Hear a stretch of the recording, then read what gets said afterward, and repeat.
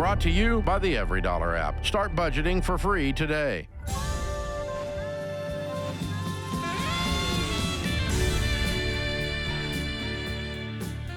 Live from the headquarters of Ramsey Solutions, it's The Ramsay Show, where we help people build wealth, do work that they love, and create actual amazing relationships. Thank you for joining us, America. Ken Coleman, Ramsey personality, #1 best-selling author, and host of the brand new hit on Ramsey Network called Front Row Seat, a long-form interview show where he really gets into it with successful and famous people, and you will learn a lot from that process. Be sure to join him there. He's going to help me out today. The phone number here is 888-825-5225. Ashley's in Birmingham. Hi, Ashley. How are you? Hey, Dave. How are you? Better than I deserve. What's up? So I just had a question if me and my husband should sell our house after a recent robbery. Wow. Well, Yeah, that's pretty emotionally damaging. You feel violated at a whole different level, don't you? We do. Thankfully, it wasn't the inside of their house. They didn't breach the inside, but they broke into our backyard and stole all of my husband's lawn equipment. Okay. Well, that's a weird robber. What do I want? A lawnmower. Yeah, I'm thinking, what is this, kids? Who steals a lawnmower? Well, that's kind of my point. So I'm 25. My husband's 27. We've been married since April of this year, and I bought my house in February of 2024. So we haven't lived in it long. My husband just moved in after we got married, and now this incident has happened that. So is this indicative of the neighborhood being trashy, or is this just a one-off weird thing? I don't believe so. We live in Birmingham. I know, but there's trashy areas like there is in Birmingham, like any area of the country. Any city has them. Right. I don't believe so. It's definitely an up-and-coming area. All the houses range from probably $200,000 to $400,000. Is there a crime problem in your neighborhood? Not that I'm aware of. Okay. So this is a one-off weird thing. Right. As far as I'm aware, yes. And we filed a police report, and we asked the policeman the same thing, and that's what he had said as well. So why would you sell? You wouldn't sell because of one single incident that is not an indicator of what's really going on around there. It's a one-off anomaly. No, you don't sell based on that. If you tell me, look, my neighbor's car got broke into, that some bozo shot down the street the other night at each other, yeah, move, okay? But you're just telling me no one else in the area had a problem. Somebody stole your lawnmower. Right. Yeah, well, that's my point. My husband is, a great, godly man, and he wants to protect us. So he feels violated. He feels like we're not safe anymore, and he wants to sell, even though I really haven't lived in the house long enough. I would like to. That's not the point. How long you've lived in it doesn't matter. If you're unsafe, you leave. But you're not unsafe based on what you're telling me. So he's not being logical. He's being a drama queen about his lawnmower getting stolen. Okay. I mean, it's what you're telling me. You're telling me that. Look, okay, I live in a gated neighborhood, very expensive homes that run from $1.5 to $10 million, okay? Somebody broke into one of those houses and went to the safe and stole the guy's guns and jewelry and got into the safe. Obviously an inside job based on the fingerprints that are all over the thing, so to speak. I ain't moving. I'm not moving, okay? Somebody that was helping them at that house or something got into that house. We do not live in a crime-infested neighborhood. My neighbor got broken into, and I'm not moving. There's no crime problem, I promise you, in this neighborhood, okay, that I'm talking about. So, you're telling me there's no crime problem. You had a one-off, and it's a kind of unusual one-off. You have to admit, if you're stealing lawnmowers, you're pretty low on the totem pole of thieves. Right.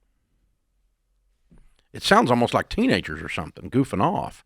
You might find them in a ditch down the street. I'm curious. I'm trying to, as Dave's talking, I'm just going, okay, I'm trying to put myself in your husband's shoes because you got to handle this delicately.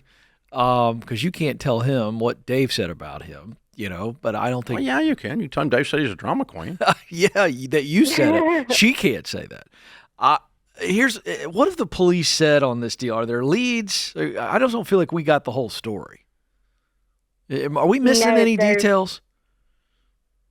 No, not that I'm aware of. The house is across the street from the gas station, or a gas station, and that has made my husband nervous since I bought it, but we've never had any issues beyond this.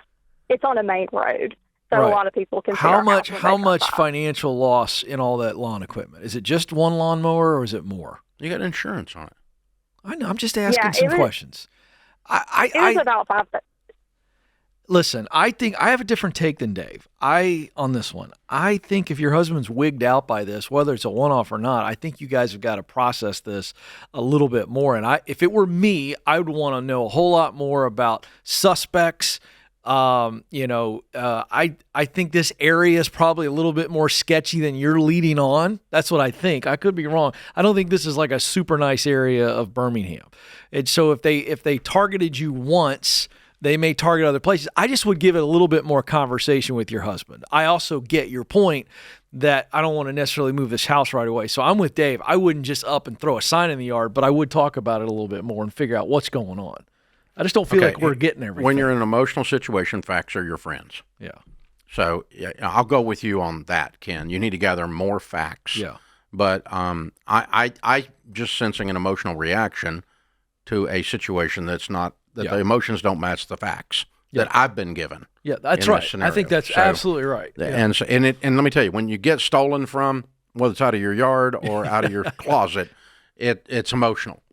There's a sense of violation. Yeah, that's that especially when it's in your personal residence, that is a big deal. I mean, and some people in some areas are more than others, but she's a Southerner, he's a Southerner, I'm a Southerner. We don't put up with this crap. We got this law and order stuff is a big deal to people like us.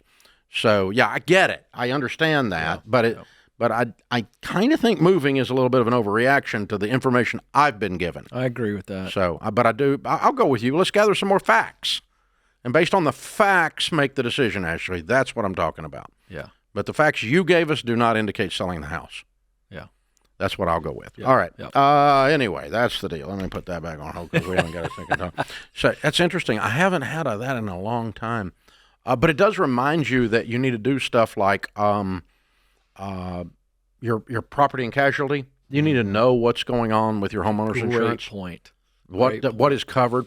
Because most homeowners insurance policies cover contents for theft and fire as a general amount. If you have an expensive item or two, which this would not be, this would have been covered under the thing I'm talking about.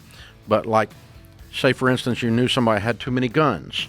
You'd want to list those as a separate schedule and pay a little extra premium to cover the gun collection. Yeah. Okay, that kind of a thing. And let's talk about home security, which is I also huge. I said that wrong. There's no such thing as too many guns. But if you knew someone that was trying to attempt to hit that number. Yeah. Yeah, and I would beef up security and let these guys know we're not going to put up with this. I think there's steps you can take before selling the house. Yeah, a little sign that says you're on video so we can have the tape of when we shot you. Yeah, that's that right. kind of stuff, So it'll hold up in a court of law.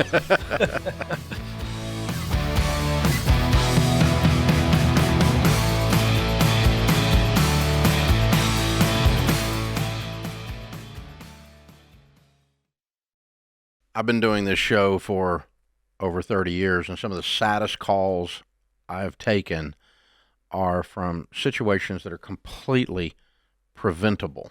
Yeah, and what's so hard is I feel like one of those, especially the ones that I'm like, oh, it's terrible, are people that call in and their spouse has passed away suddenly and they don't have life insurance. We actually took a question of a lady and she had 3 kids, pregnant, and husband didn't have life insurance. And I'm like, I can't even imagine. Or even if it was opposite, right? If a mom passed away, there's a dad with kids and trying to figure out, how am I going to afford childcare? How do I outsource some stuff that maybe she was doing? And it just takes the grief and the sadness of something like a sudden death to a whole new level. Like when you have to think through, how am I going to pay my bills? How am I in the going to middle eat next week? Yeah, in the middle of all that grief, like it's terrible. And so life insurance is the one thing, especially as a mom with 3 little kids, that I'm like so big on for people to get because it's inexpensive. Xander is the place that Winston and I actually get all of our life insurance, and we keep re-upping it because I'm like, I just want it there. Like there's something about that safety of knowing that you have money if something suddenly happens. And it doesn't cost much because Xander shops among a gazillion different companies. It doesn't cost much. You just have to admit that someday you're not going to be here. You got to say it out loud, and you got to say, I'm going to say I love you to my family by taking care of them and taking the time to put this stuff in place. It costs us stinking pizza. It really is. So that is one thing to do, to say I love you to your family. So we've used Xander for all of our family's needs for insurance for many years, including, of course, term life insurance. To get a free quote, go to 800-356-4282. That's 800-356-4282, or go to Xander.com.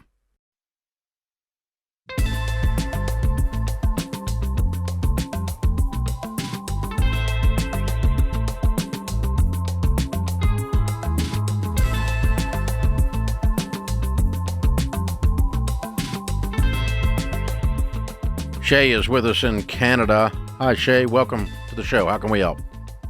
Hi. Thanks for taking my call. Sure. Kind of a quick question, I hope. I can't use the premium version of EveryDollar because I'm waiting for you to drop it in Canada.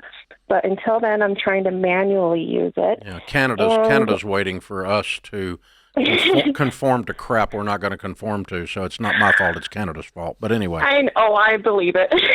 I'm American, actually. I just live here.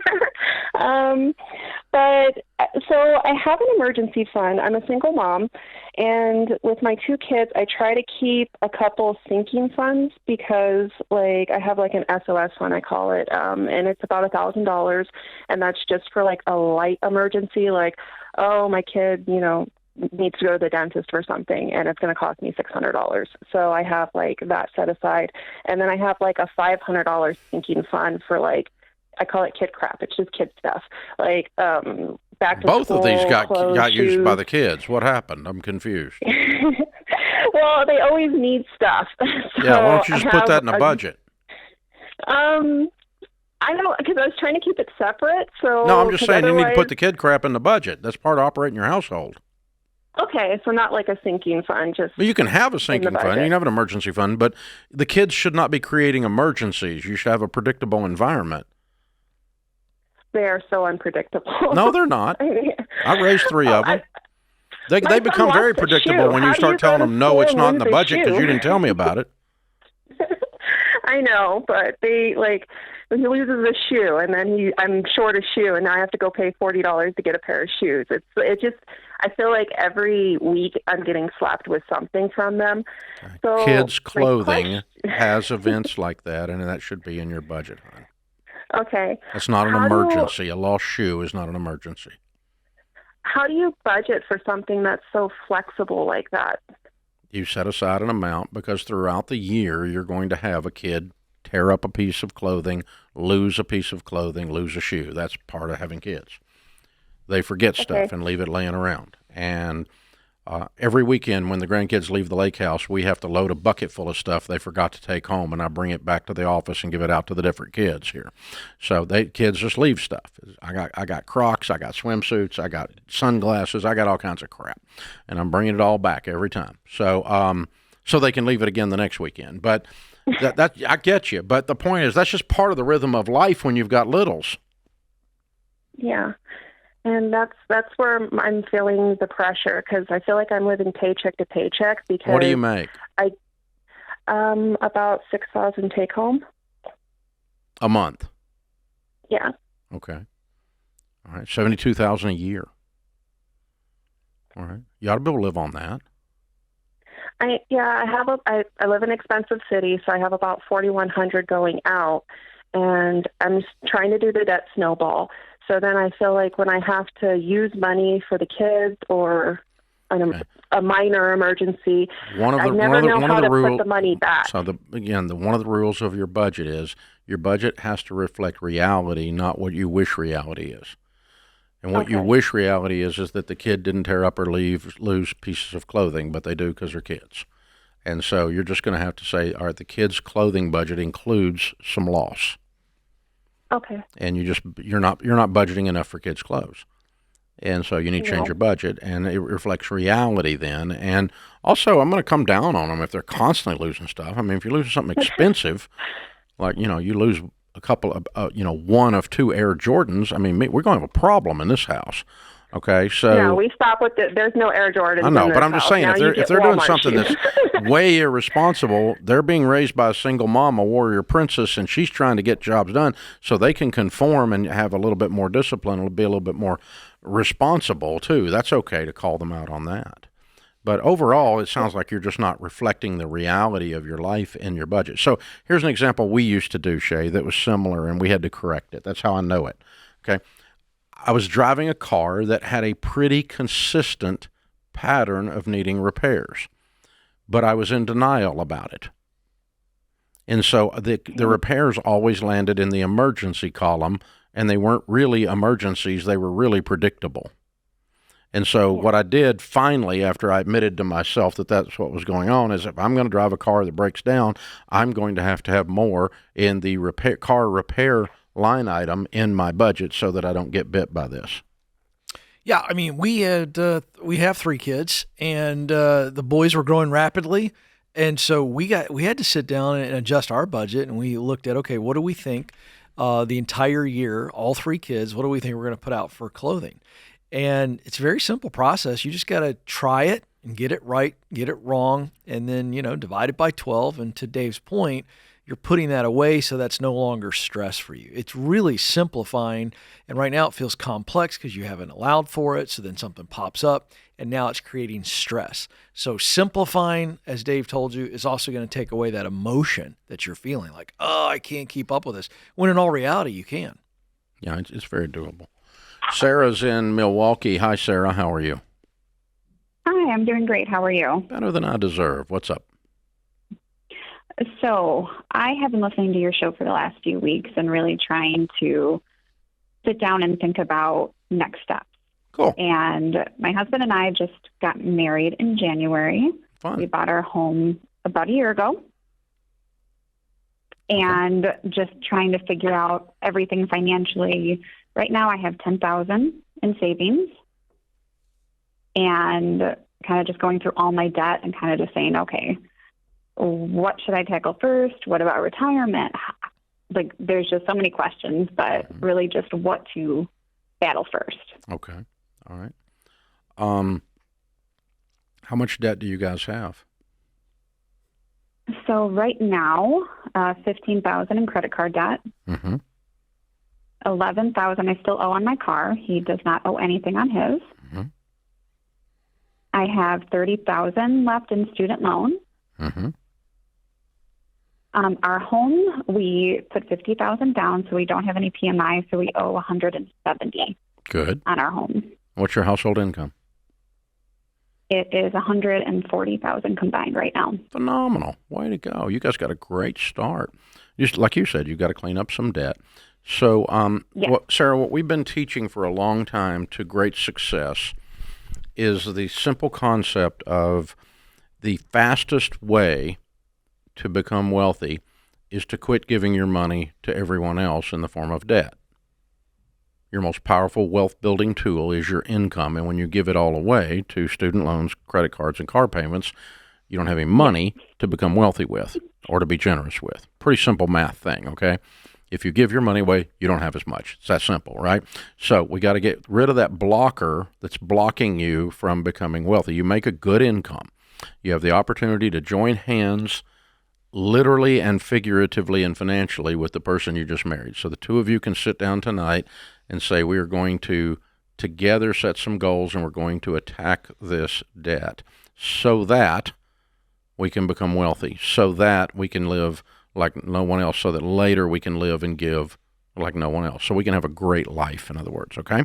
So all of that, that's the underlying premise. And then what we figured out is that people need an order to attack these things. And somewhere around 30 years ago, we started teaching people to work what we call the baby steps. You may have heard that already.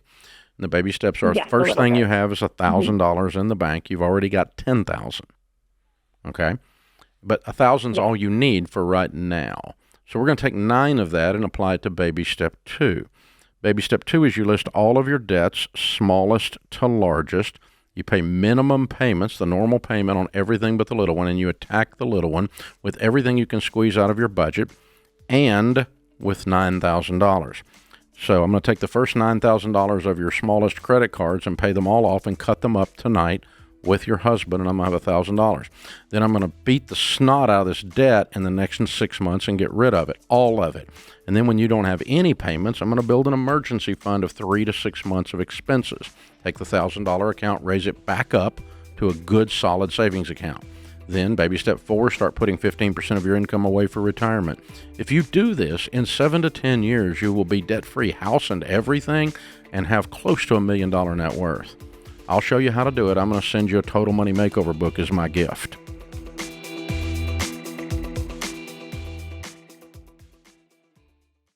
This show is sponsored by BetterHelp. All right, listen, these days it feels like there is so much advice related to mental health and wellness and what you should be eating and what you should be doing.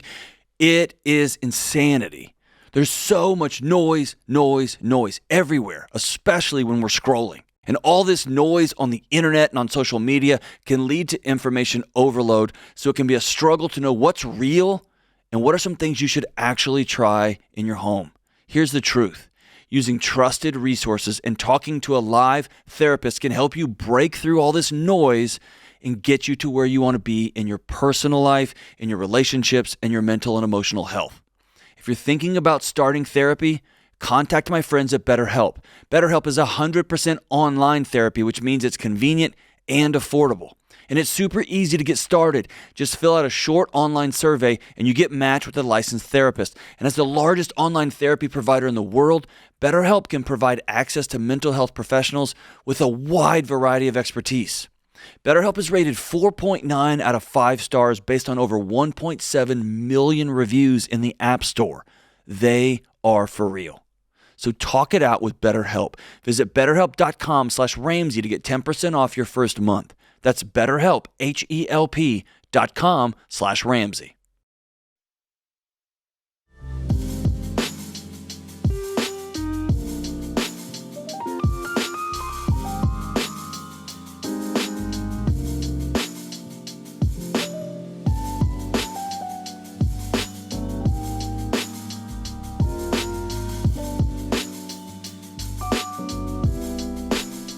Buying or selling your home is a big deal. A lot of drama around real estate. And as Dr. John Deloney says, when you're facing drama or a crisis, facts are your friends. So what are the facts in the real estate business? Not what is somebody on TikTok saying. What are the actual facts? Not what your broke mother-in-law with an opinion said. What are the actual facts about real estate? Well, the facts are there's 1,082,520 homes on the market in the United States right now. That is the highest inventory of homes for sale available since 2019. However, demand is still exceeding the inventory, so that means prices have not gone down, nor will they unless inventory exceeded demand. That's the only time you see prices drop in any commodity, including housing. So these are basic facts, and the median home price today is $441,000 in America. It's gone up just a tiny bit every month this year, like $1,000 or something, nothing. So but home prices are steady to trending barely up. Those are the facts. The facts are interest rates are exactly where they were, 5.95 right now, so under 6% for a 15-year fixed rate. So all in all, it's a really good time to buy a piece of real estate or sell a piece of real estate. If you're ready, if you're out of debt, you got your emergency fund, you got a down payment, all in all, that's the facts. You're okay. And if you need to sell a house right now, it's nothing to panic about. There's people buying houses and, it's happening. So if you want to learn more about all this, go to RamseySolutions.com/market or click the link in the show notes and we'll help you out that way. Ashley's in Pittsburgh. Hey, Ashley, what's up? Hi, Dave and Ken. Thanks for taking my call. Sure. How can we help? My husband and I are both in our mid-30s and just had our first baby. Yay. I'm currently on maternity. Very exciting. And I'm currently on maternity leave and trying to decide whether to go back to work or stay home with our baby. Financially, we can afford for me to stay home. We're debt-free, including our home, have an emergency fund, and we've been pretty disciplined about saving and investing. But we're torn because of a couple of other factors. The first is that we both work in tech, and with how fast AI is moving, we're concerned that our jobs could change or even disappear in the future. So part of us feels like we should double down on income and savings now while we can. I'm also worried that if I step away now, it could be tough to re-enter the workforce later on if I decide to once we're done having kids and they're older. I don't know that I'd be able to get back to the same level I'm at now. So my question is, since we can afford either path, how would you think through this decision? Well, first question I have is forget everything you just threw out in those two concern buckets. What does your heart want to do? Okay. What do you want to do? Let's start there. Ideal. Sure. I guess nothing could replace the time with our children or our future children. Okay. So, my heart's leaning towards staying home with our great. baby. All right, so we start there. That's your ideal situation. Now, let's take the first bucket. You both work in tech. AI is what you're thinking about because everybody's wondering, how is AI going to shake out? How is it going to affect tech jobs? Will it spin off new jobs? One of the things I would do, because you're both in tech and you have knowledge of where tech is now, you probably have knowledge of where you think it's going, people that may be more advanced than you guys are. I would be getting a lot of feedback, almost like a Halloween candy bucket, knocking on doors, getting a lot of candy. I'd get a lot of real legitimate feedback, not headlines, not people that are driving clicks. And I would look at, what does the future look like? Personally, I was on Fox Business probably 3 weeks ago. One of the topics they asked me about was, what do I think about AI and it removing jobs? And that morning I had done some research and I went all the way back to the printing press in history. And I'll save you the entire study that I did in about 30 minutes. And I looked at what the media of the day and what the hand-wringing and the pearl clutching of the day was around all these advances in technology, from the printing press to where we stand today. And here's what's crazy, Ashley. It all sounded the exact same. The alarm was, it's going to kill jobs. And throughout history, what we saw is there was some recession of jobs in the immediate, but it always spun off more jobs. And I think AI is going to do the same thing. And that's just me doing some historical homework and talking to people that are experts in the industry. And I think it's going to spin off a lot. But do your own homework on bucket one. Bucket two is, can I re-enter, let's say 18 years from now, if I want to? And I've coached a lot of moms on this particular issue. And the answer is you can. Now, will you have to get some additional qualification if the puck has moved over 18 years? And it's understandable that it might. Yes. But to be completely outdated, I'm not valuable, I have no skill, I have no experience, that's a bunch of garbage. And that's not true. So with staying kind of a finger on the pulse, maybe 14 years in and going, okay, I think 4 years from now, I feel good, I want to come back. You got enough time to upskill. And if you keep relationships, I think you'd be fine. That's my take on those two buckets. Yeah. Take AI out of it. If you went back just 10 years and you stepped out of the technology market and you try to step back in today, you'd have to retool. Right. What you would be, what were we using 10 years ago? Cold fusion. Nobody uses cold fusion today. And so you would have been, if you're writing code, you might have been proficient in cold fusion, which is now a dinosaur. Nobody uses it. Okay. You know what I'm talking about, right? And so, yeah, and by the way, very few people are housing servers in their offices anymore. 10 years ago, I had a room with an air conditioner in it full of servers. Today, I don't have one. Everything's in the cloud. And I've got a much bigger operation than I did 10 years ago. So technology shifted in hardware, software, the internet. So anytime something comes along that is a disruptor and that has a high rate of change like technology does, like the internet, the appearance of the internet was supposed to put entire segments of the culture out of business. Instead, it created, to Ken's point, a lot of new jobs. There was no such thing as someone who built websites prior to the internet. And while the internet might have put out some kind of job, it created a whole bunch of people that built websites. and there was no such thing as email. And so, did the postal carriers all go out of business? No, not because of email, and there was no such thing as, and keep filling in the blank. So 100% chance the knowledge that you have today, whether you stay in the market or whether you go home, the knowledge you're using today is going to be irrelevant 10 years from now. Right, yeah. So either way, you're going to either stay up with the market by staying in the market, or you're going to retool when you get ready to head back into the market. So given all of that, if I'm you and hearing what you said about wanting to be at home, I'm staying home. The only thing driving you to not stay home is fear about your career. And fear is not a good decision-making tool. And in this case, it's not accurate, because you're going to have to stay up with change or retool to hit change no matter what.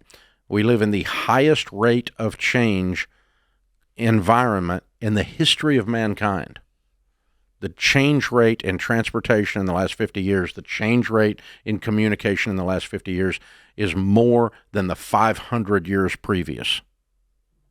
So that's the environment that we all live in. And so he who hates change is screwed. That's what it amounts to. You better embrace it. And I hate it. I'm like everybody else. I just got another computer, and they put new stuff on my computer, and I'm pissed off again, trying to figure out how to run it, and it takes me a little while to get through the frustration of the learning curve. And then they'll give me another, it'll be download for Apple version 87.46 or whatever the crap it is. And now my iPhone doesn't work anymore the way it used to. Now I got to figure out all that because they were trying to help me. You're killing me. But that's the world we all live in, is this rate of change. If I had sat down in 1975 in a car that I drive today, I wouldn't have known how to start it.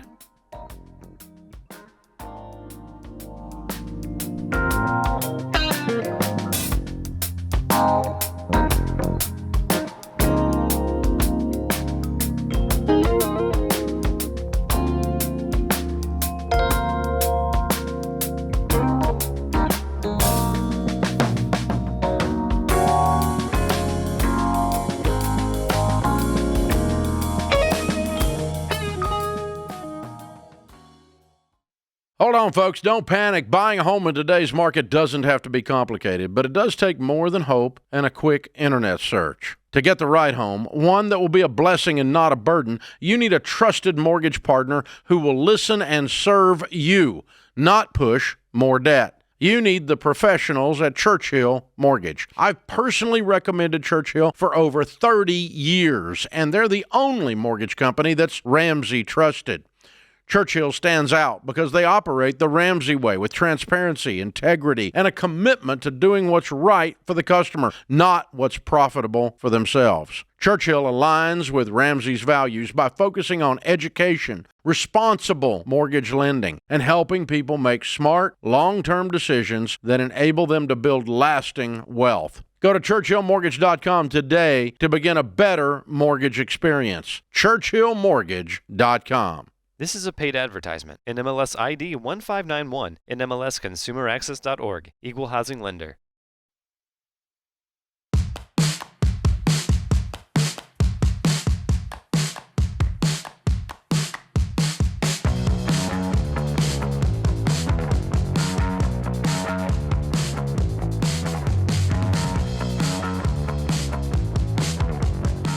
Brandon's in Knoxville. Hi, Brandon. Welcome to the Ramsay Show. Hey, Dave. Good to talk to you. How you doing? Better than I deserve. How can I help?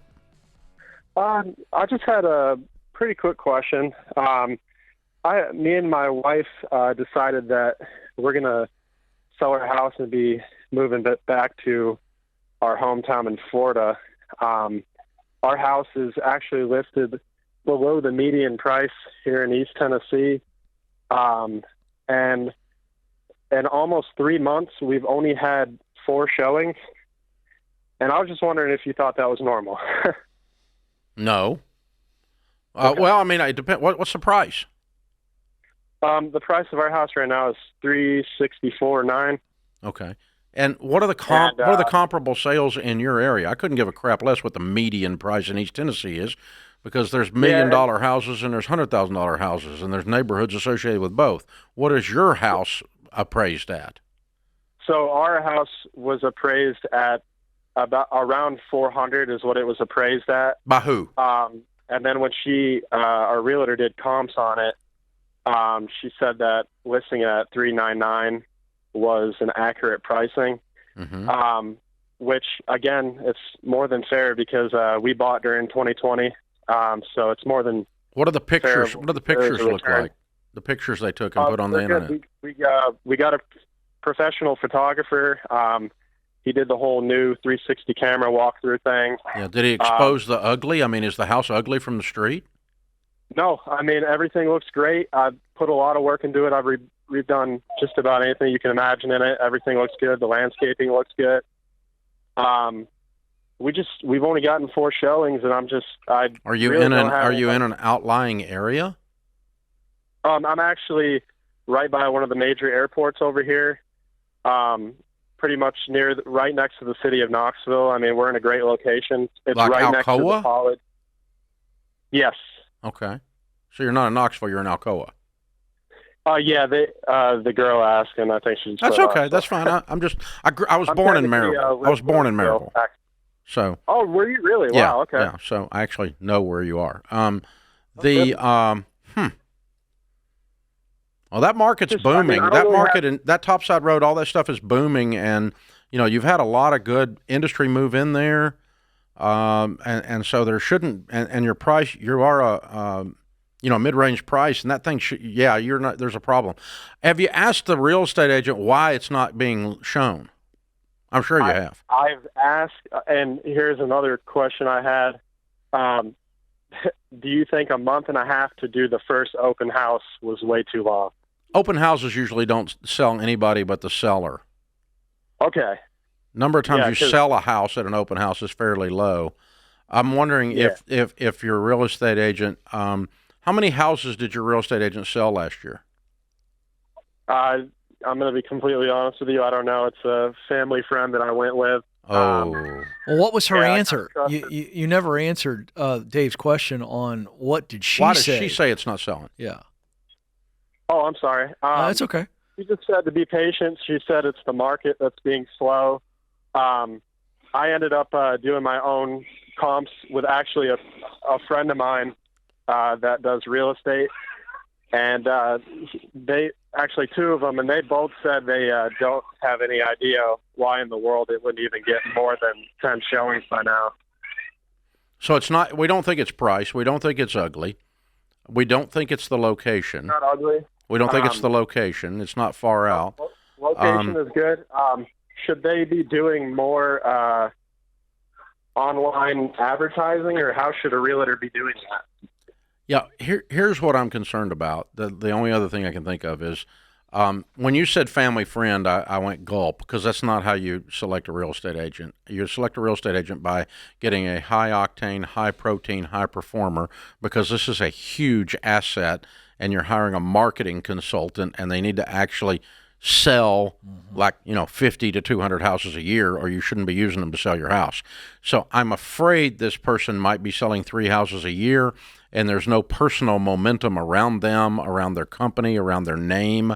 And so when another real estate agent that is high octane sees that sign versus a different sign, they're not giving it due because the person that's got it listed. I'm afraid you got a weak sister, so to speak, with a sign in the yard. So you might want to change just on that basis, and not because I don't think they're doing horrible, but I just don't think they're doing it, and you've obviously said that, and you've got that concern. So I think you just call them up and say, hey, listen, in the name of preserving our friendship, I'm becoming very frustrated, and I think we need to separate.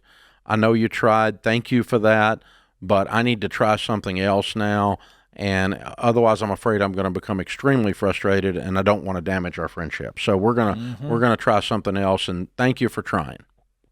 Yeah, fair enough. I agree. And I messed up because this is the first house I've ever had to sell, so I've never had to do it before. That's okay. A lot of people do this. It's but if I hired you, if you worked for me and you were to select a consultant to assist with a $400,000 asset and you selected a consultant who doesn't do it very much, I would fire you. You see what I'm doing? Because you hired somebody that's not got a proven track record in the marketplace. So go to RamseySolutions.com and click on real estate. Find one of the Ramsey trusted real estate agents. There's several in your area. Interview 2 or 3 of them and interview them like you're hiring a marketing consultant that you're going to pay $20,000 to, because you are. And so they ought to come in with a presentation about how awesome they are and how much volume they move and what the marketing plan is to move your property. And they ought to earn your business by their professionalism and their productivity. And that's how you would hire a good marketing consultant. That's how you hire a real estate agent. So 85% of the real estate agents, people, are not in the business 3 years after they start. The average income earning of a real estate agent in America today is $36,000 because they go get their license and they sell 1 or 2 houses a year. You do not want those people selling your house. I don't care if it's your Uncle Charlie. He's sweet Uncle Charlie. He sucks as a real estate agent. I don't care if it's Gilda down at the church. I'm sure Gilda's a sweet little church lady. Nice lady. But she sucks as a real estate agent. You don't hire Gilda. Don't hire Uncle Charlie. Don't hire Gilda. I agree. And people do this all the time. And sometimes the people that get their license and their brand new friends and their old friends and new licenses, they get pissed off if you don't use them. I've had a real estate license since I was 18. I listed our house with one of our Ramsey Trusted things, people many years ago, and one of our friends got mad at me. And I'm like, well, there's like 3 people in line in front of you. A, the guy who listed it. B, me with a license before we would get to you who doesn't sell any houses. Right. So you just sit over there in your house and be pissed off. That's just dumb, okay? Yeah. So, no, we're not doing that. But that's, Brandon, you did what everybody else does. And so I think you just go gently and kindly correct the situation. Interview like you were hiring a professional marketing consultant for a piece of real estate, because that's what a real estate agent is. And then you get someone that you can connect to and that is very convincing of their productivity and their proclivity, their competence, their high octane. They move property. And someone wants to sell a house, then maybe they ought to have sold a house like 50 times last year. Or 100 times last year. You know what stuck out to me is the first answer to Brandon's question, legitimate question, was be patient. That tells me that the reason that she said to be patient is because she's a little too patient. I'm thinking of the lady that Stacy and I have used for a long time. She's one of the top producers in all of Tennessee, top 2 or 3 in this area, and she is not someone I would describe as patient. And there is a time and place for patience, but that should have not been the first bullet fired to his question. Yeah. That's a warning sign. And that, to your point, is a wiring issue. It's a results issue. Yeah.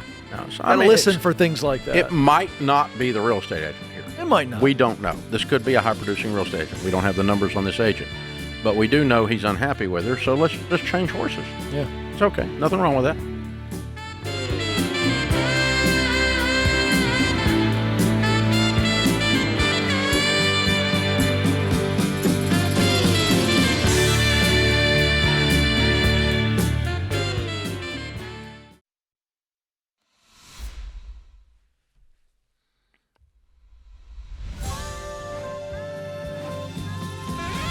Live from the headquarters of Ramsey Solutions, it's The Ramsay Show, where we help people build wealth, do work that they love, and create actual amazing relationships. Ken Coleman, Ramsey Personality, is my co-host today.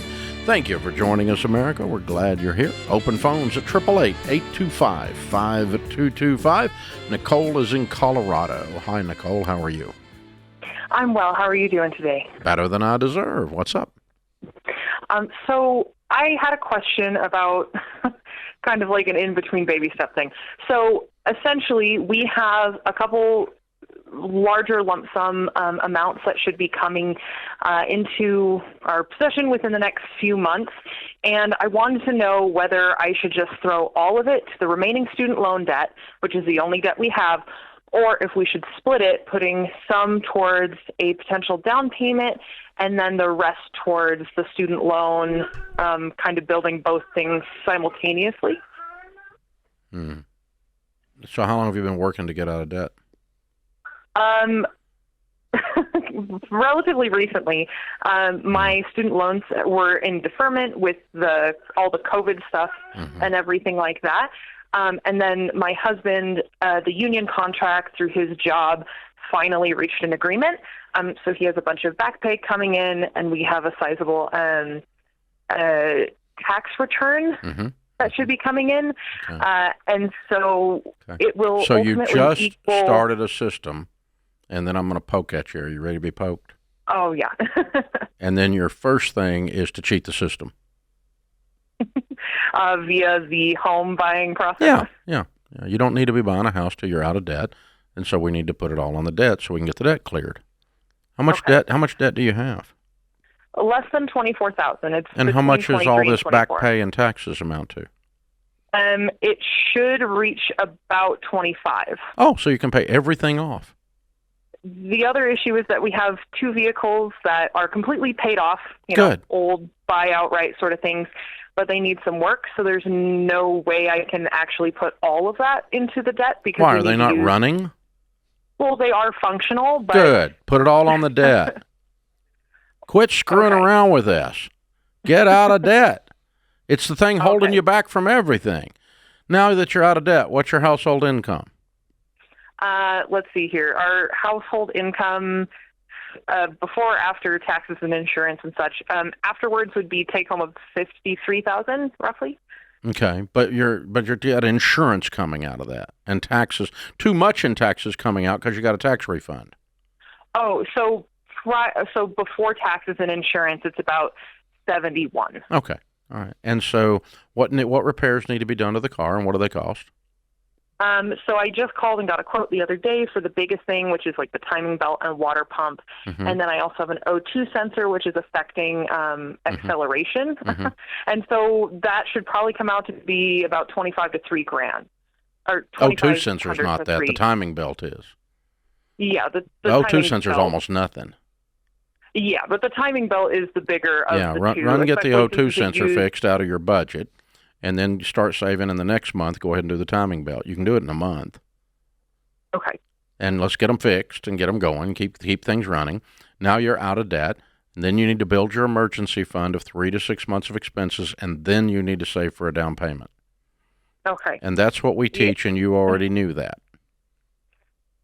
Yeah, I was trying to listen to as many as possible to kind of get an idea if anybody else asked my exact same question or not. No, I mean, you knew the process, though, was that we get out of debt and have an emergency fund before we buy a house, didn't you? Yes. Okay. Yeah. Yeah, you knew that, and you've been listening long enough to know that part.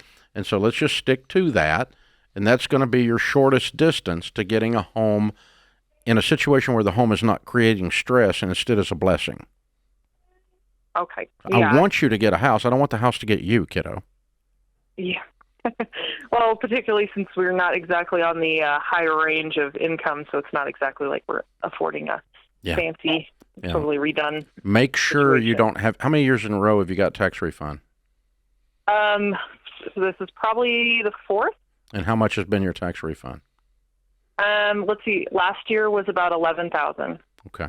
What that means is they're taking almost $1,000 a month too much out of your checks, and then they give it back to you a year later with no interest.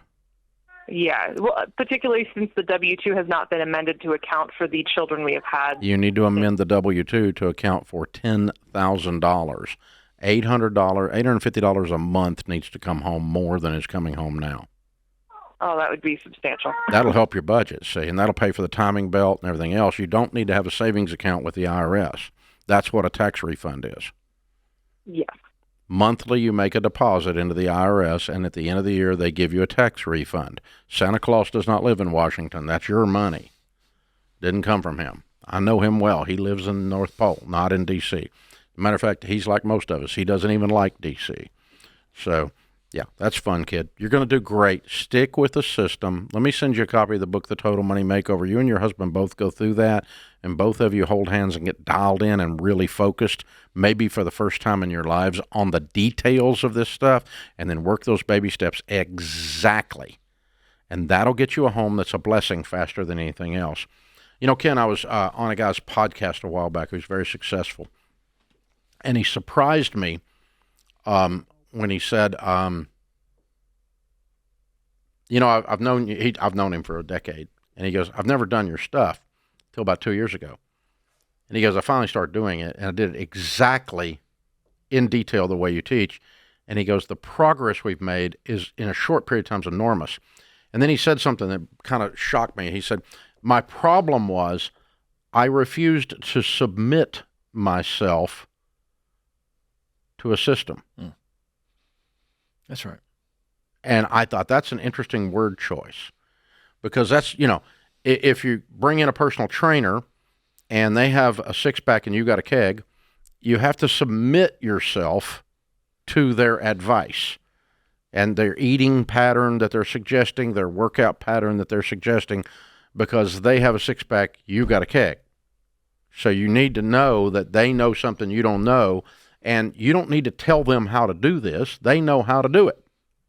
Yeah. And that's interesting. It is interesting. And the guts of this is focused discipline. That's the key. I also want to give Nicole your quick read, the momentum theorem, because I think that's fabulous. You know what I mean? To just really understand the power of that and then get into the baby steps. It's a quick read. Okay. You know, because what you're teaching here for her, she's been listening, but she really needs to understand what makes the baby steps so powerful is that it is exactly the illustration you used. It's like a trainer who's going to come in and be very focused on nutrition plus exercise. We're going to work on. But am I going to do it? That's the issue. You got to submit to, as your friend said, that's a great word, because none of us. I don't like that word. No, I don't want to submit to nothing. Well, it takes our illusion of power away. Yeah, I don't want to. I don't want to submit myself to what's that? No, thank you. I feel like I'm bowing down or something. You know, It's a weird word. But what it means is I'm admitting that my plan is not working and I need to try yours. That's what I'm admitting when I do that. That's and right. that was interesting. Yeah, and good. He said it made huge progress after that. Yeah.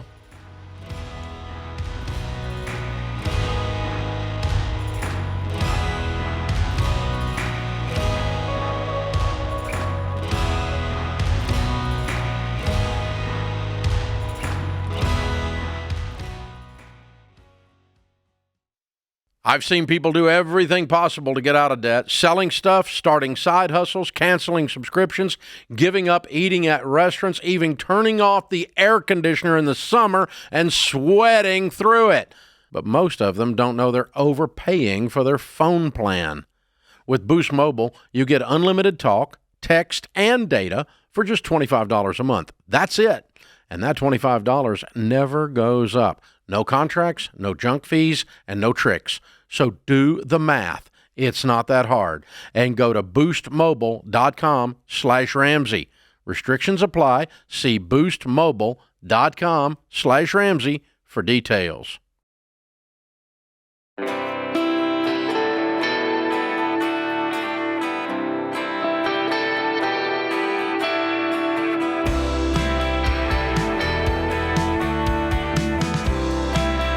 If you're tired of living paycheck to paycheck and feeling like you can't get ahead, join one of our free Every Dollar trainings. There's new trainings every week this month. They're all hosted by one of the Ramsey personalities. Rachel Cruz, George Camel, or Jade Warshaw will be there to show you how to stick to a budget and even find $9,560 of margin on average using every dollar. So you can get out of debt, start building wealth. Plus, you can ask us any question during the live Q&A, a little bit like this show, except you can actually get through. So sign up for free at RamseySolutions.com/webinar. RamseySolutions.com/webinar. Antonio is in Columbus, Ohio. Hi, Antonio. How are you? Hey, doing well. How are you? Better than I deserve. What's up? Awesome. Thanks for taking my call. I was curious. I have a small power washing business that I'm hoping to be able to do full time next summer. and my wife and I are still in baby step 2. We were not sure if we should put money away for like a larger emergency fund to cover expenses for the business and as well as home, since I'll be like fully self-employed over the summer next year. What do you make sure. at your regular job now? At my regular job, we bring home around just over $8,000 a month. You or you and her? My wife and I. What together. do you make? You're the one's going to quit. About $6,000. So you got to make $72,000 a year with pressure washing. Profit. Well, sorry. So I drive school buses during the school year, and so in the summertime we find our own work, and that's kind of what I was hoping to do, like in the meantime, basically over summer. So I wouldn't be like full time throughout the whole year. It's just in the summertime that's when we're busiest power washing. Okay, what were you doing in the summer? This summer I actually picked up a concrete truck driving job. Mm-hmm. With my CDL, and that's paid well. Yeah, what did you I make? do that again, and that's when I'm bringing $6,000 from is the concrete. Okay, so job. for 3 months, so $18,000 you've got to make in pressure washing to offset the concrete truck job. Correct. Yeah. In the summertime only. Am I right? Am I hearing all that? Yes, correct. Okay, and what do you make driving school bus? That fluctuates because we kind of can do as much overtime as we want, but it's probably closer to about $5,000 a month. Okay, 9 months a year. Correct. Yep. Okay, all right, good. So Ken and I teach with small business ideas that you want to pull the boat close to the dock before you jump in. But this is not that big a deal because it's only for 3 months. So you don't really have to have a big emergency fund. You just need to get busy in the spring and line up a whole bunch of jobs. Listen, so when is the last day you drive in May? The last day would be, I think it's May 20th, something like that. So the 1st of May, I want you to start calling on people and setting up jobs to begin on the 20th. And I want you to fill up the 10 days of May and all of June before May 20th. I want you to fully do your marketing and book up the first month of work solid. Okay. All right. And you already have the equipment, right? Correct. Yeah. I have a paid for trailer, all the equipment. Yeah. All right. And so I want you to book up. And so here's what happens. During the month that you are doing that work, you go and get the other 2 months booked up. If at any time you don't get something booked up, you got to shut down and go do something else. Mm-hmm. So if during the 20 days of May that we are driving a truck and booking up and at night knocking on people's doors and getting pressure washing jobs or whatever you're going to do to get the jobs, if during that 20 days you can't get that month full, you have to go drive concrete truck instead. Okay. So you have to prove this business idea or not do it. Mm-hmm. Does that make sense? Yeah. Yeah, that makes sense. That would also be more peace as well, because then I'm not stressed if you don't need any emergency fund to do what I'm talking about. Correct. Yeah. All you need is business. Yep. And a plan B if business doesn't hit. 2 questions. Right. How many hours are you working on average? Because you mentioned overtime. How much are you working when driving the school bus? 9 months a year. What's an average week, hours wise? My average, it was close to like 50, 55 hours when I was picking up all the overtime. Okay. The reason I asked... It's 5 days a week, right? Yeah. The reason I asked that is I would also add to Dave's advice, I'd be doing pressure washing on the weekends, Sunday afternoons, some Saturday mornings. If you've got time, if you can handle that load, you may not be able to. Second question is, what is the difference in rate per hour if I'm pressure washing for myself versus driving the concrete truck? What's the difference in hourly pay?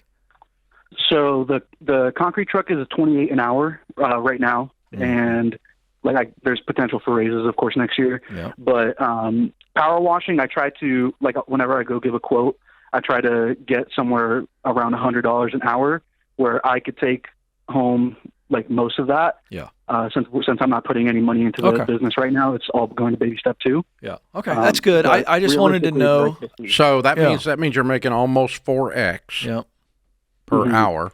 So that means you could work 1/4 the hours and make exactly the same money. If the pipeline is full. But you've got to get those hours booked. You've got to get slammed. And if you can get yourself slammed 10 hours a day doing pressure washing for 3 months, you're going to make a pile of money. Yep. So how have you been acquiring customers?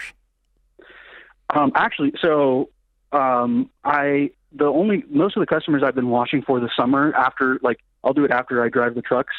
So I'm working a lot more. Good. I partnered with an HOA from someone who I know at church is the secretary for the HOA, and she heard I had the small business and offered to partner.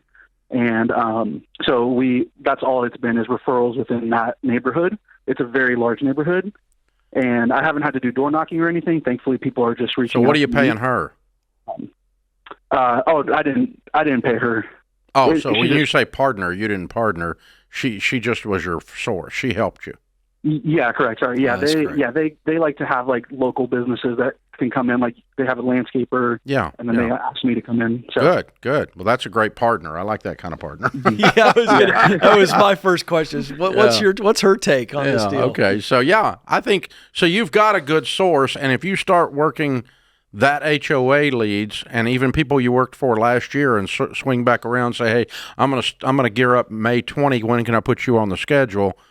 They're gonna line up, right? Correct. Yeah. Yeah.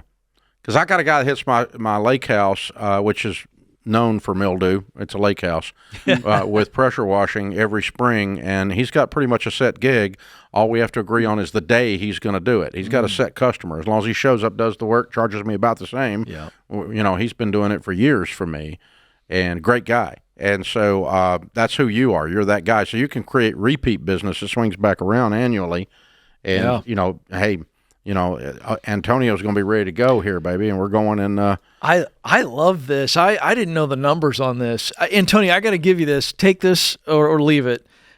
In my neighborhood, we saw an ad recently in whatever the neighborhood newsletter is about a young guy who is going around pressure washing garbage cans, which, can get pretty nasty. Yeah. I'd add that to the thing. You may be surprised. It might add a little 30 minutes to the deal. You're already there. People don't think about it. But when we saw it, I was like, Stace, we need this kid to come over because it's disgusting, these garbage cans. Yeah. And she's like, Ken, get out there and clean it up. No, she didn't. She knows better. I think she's given in after all these years. My intentions will be good, but I'll get distracted on the way to the trash can and come up with 3 other projects. It's usually my problem. But yeah, you're right. He's just out there power washing these trash cans. While you're there, add that as for $25, we'll knock these out. Because you'd be surprised how people will go. Because no dude that I know wants to spray out his garbage can.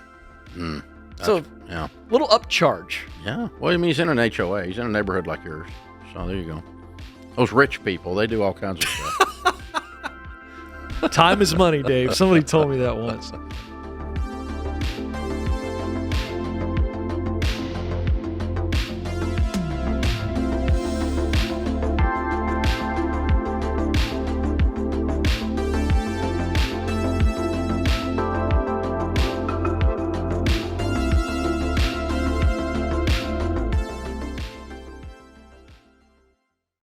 When you go through a job loss or job change and lose your employer-sponsored health insurance, there's no better time to try Christian Healthcare Ministries. That's right, there's another option besides COBRA to take care of your family during that time.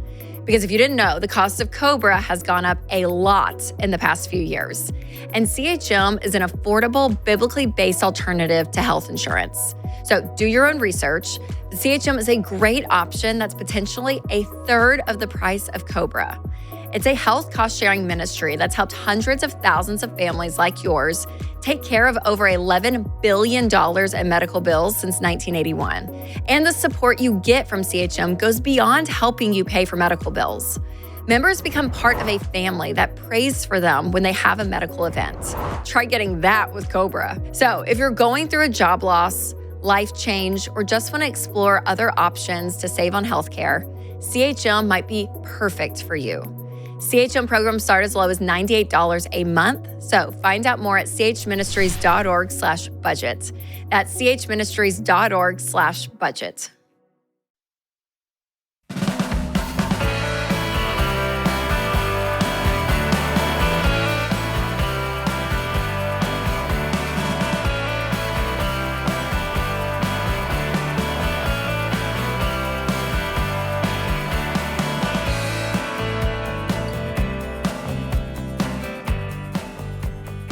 Today's question of the day is brought to you by Why Refi. If your private student loans are in default and you feel stuck, you're not out of options. Why Refi specializes in helping borrowers like you find real solutions with low fixed rate refinancing. Go to whyrefi.com/Ramsey.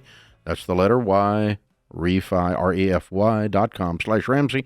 Not available in all states. Today's question comes from David in West Virginia. I've recently learned that a couple of my employees mooch personal money from soft-hearted coworkers and aren't paying back what they've borrowed in a reasonable amount of time, if ever.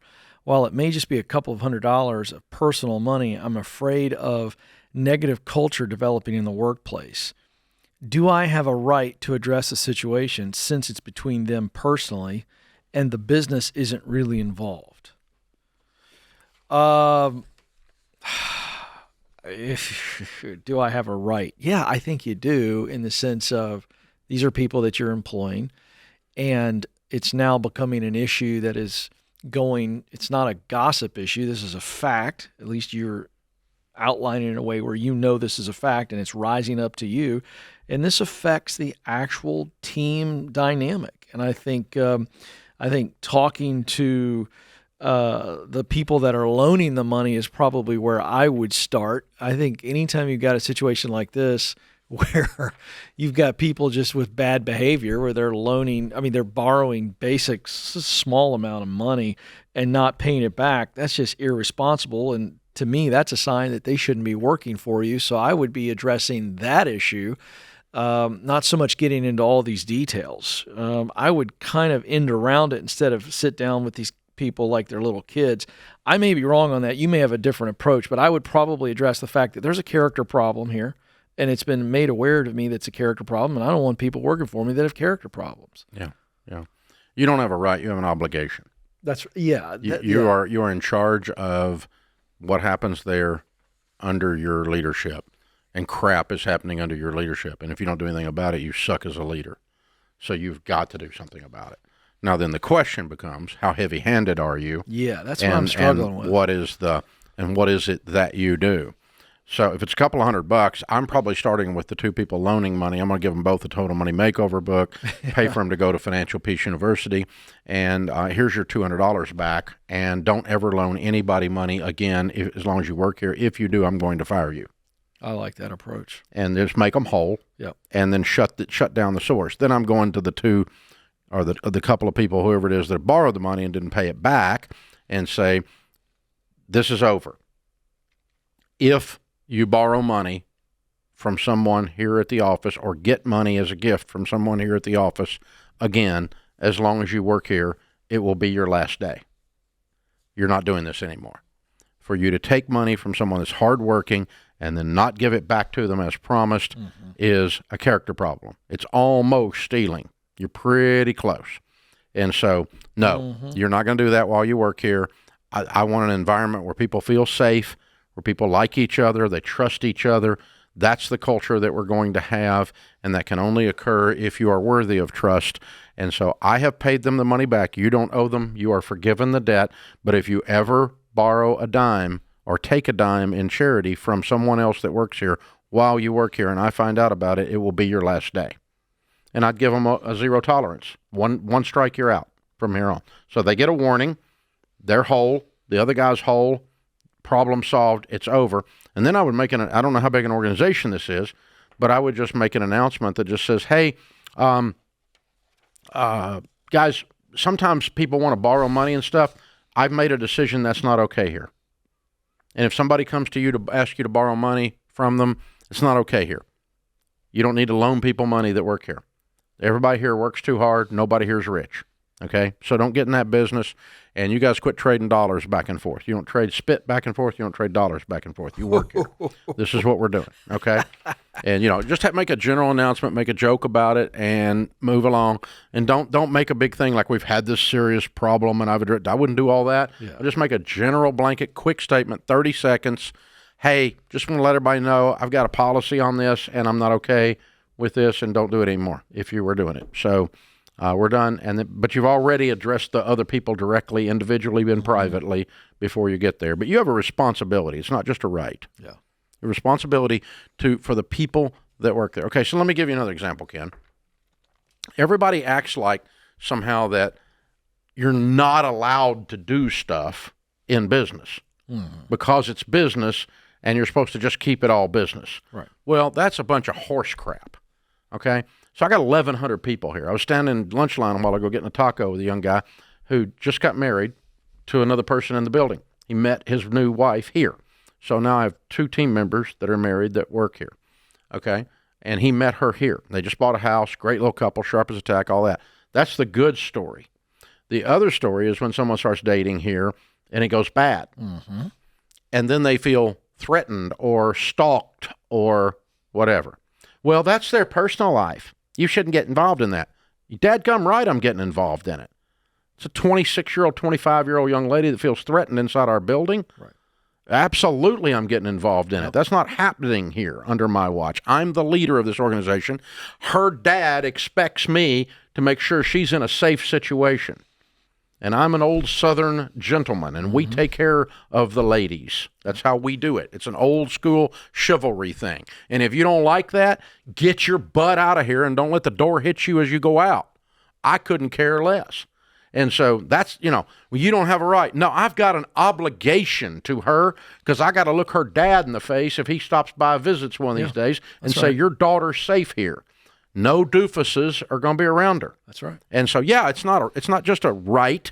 It's an obligation to create a safe, high-quality culture. Well, you're getting involved in their personal lives. That's none of your business. You dadgum right, it's my business. It happened on my watch, on my payroll, inside my building. That makes it my freaking business. So some of you guys that own businesses need to grow a freaking backbone and stand up and do the stuff you're supposed to do to protect your team and take good care of your team and actually be a freaking adult about it. And instead of like, I'm a wuss and everybody says I don't have a right. And it's not just a right, it's an obligation. It's called leadership. Yep. So, but I'm not going to, that's the heavy-handed part is running down your backbone, not at the employee. That's correct. So I'm going to soft pedal this with the employees. But, this thing of, this is a liberal left-wing garbage I have the right to. Yeah. Let me just tell you about my rights. It's got my name on the side of the building. That's my right. Right. Okay. That means everything happens in here is my right. That's correct. And if you don't like it, hit the door. I'm good with that. Yeah. And that's how this thing works. And again, I don't talk to people that way directly, but that's the inner Dave going, yeah, I'm going to stand up, take care and love the people that are inside of here. And this is a quality high class where you can meet your wife, get married, buy your first house, and I get to meet you downstairs when we're getting a taco, and I'm happy and proud that that's the environment that young man's in. Yeah, and I love the example you give, Dave, because you do that, and I've seen you do that over 11 years. And what's funny is the people that would attack that, it's not funny, the irony is the people that would attack that are the ones that would scream, everyone needs rights and women's rights and all that. And actually, when you defend someone who works for you from being stalked, that is absolutely defending their right to come to work and be safe. Yeah. So the irony of the criticism of that, you've gotten involved in something personal. No, again, they are a professional. And to your point, you are responsible for a safe environment. And I think that's a great juxtaposition on how you laid that out. But the political correctness crap has invaded people that own businesses, and they're afraid to even operate their own business. That's correct. Because I'm not sure I have the right. Now, by God, you not only got the right, you got the obligation, baby.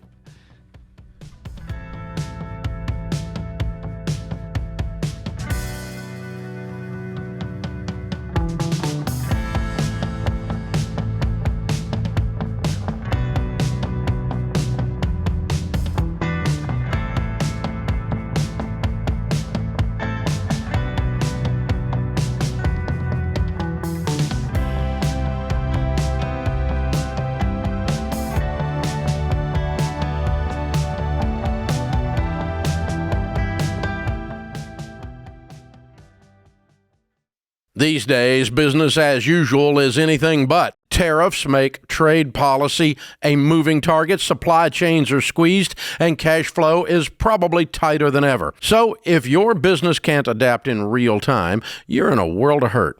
That's why you need NetSuite by Oracle, trusted by more than 42,000 businesses, including Ramsey Solutions. You need to see what's happening, what's stuck, and what's costing you, and how to fix it. And NetSuite is the #1 cloud-based business management suite because it helps your business make the right decisions fast. It brings accounting, financial management, inventory, and HR into one place so you're not left shuffling a dozen different spreadsheets. That gives you the visibility you need to make quick decisions based on actionable data. And NetSuite AI automates everyday tasks so your team can focus on strategy. It's one system for full control and no guesswork to tame the chaos. And right now, if you're leading a business doing more than $1 million in annual revenue, download NetSuite's free ebook, Navigating Global Trade, 3 Insights for Leaders, at netsuite.com/Ramsey. That's netsuite.com/Ramsey.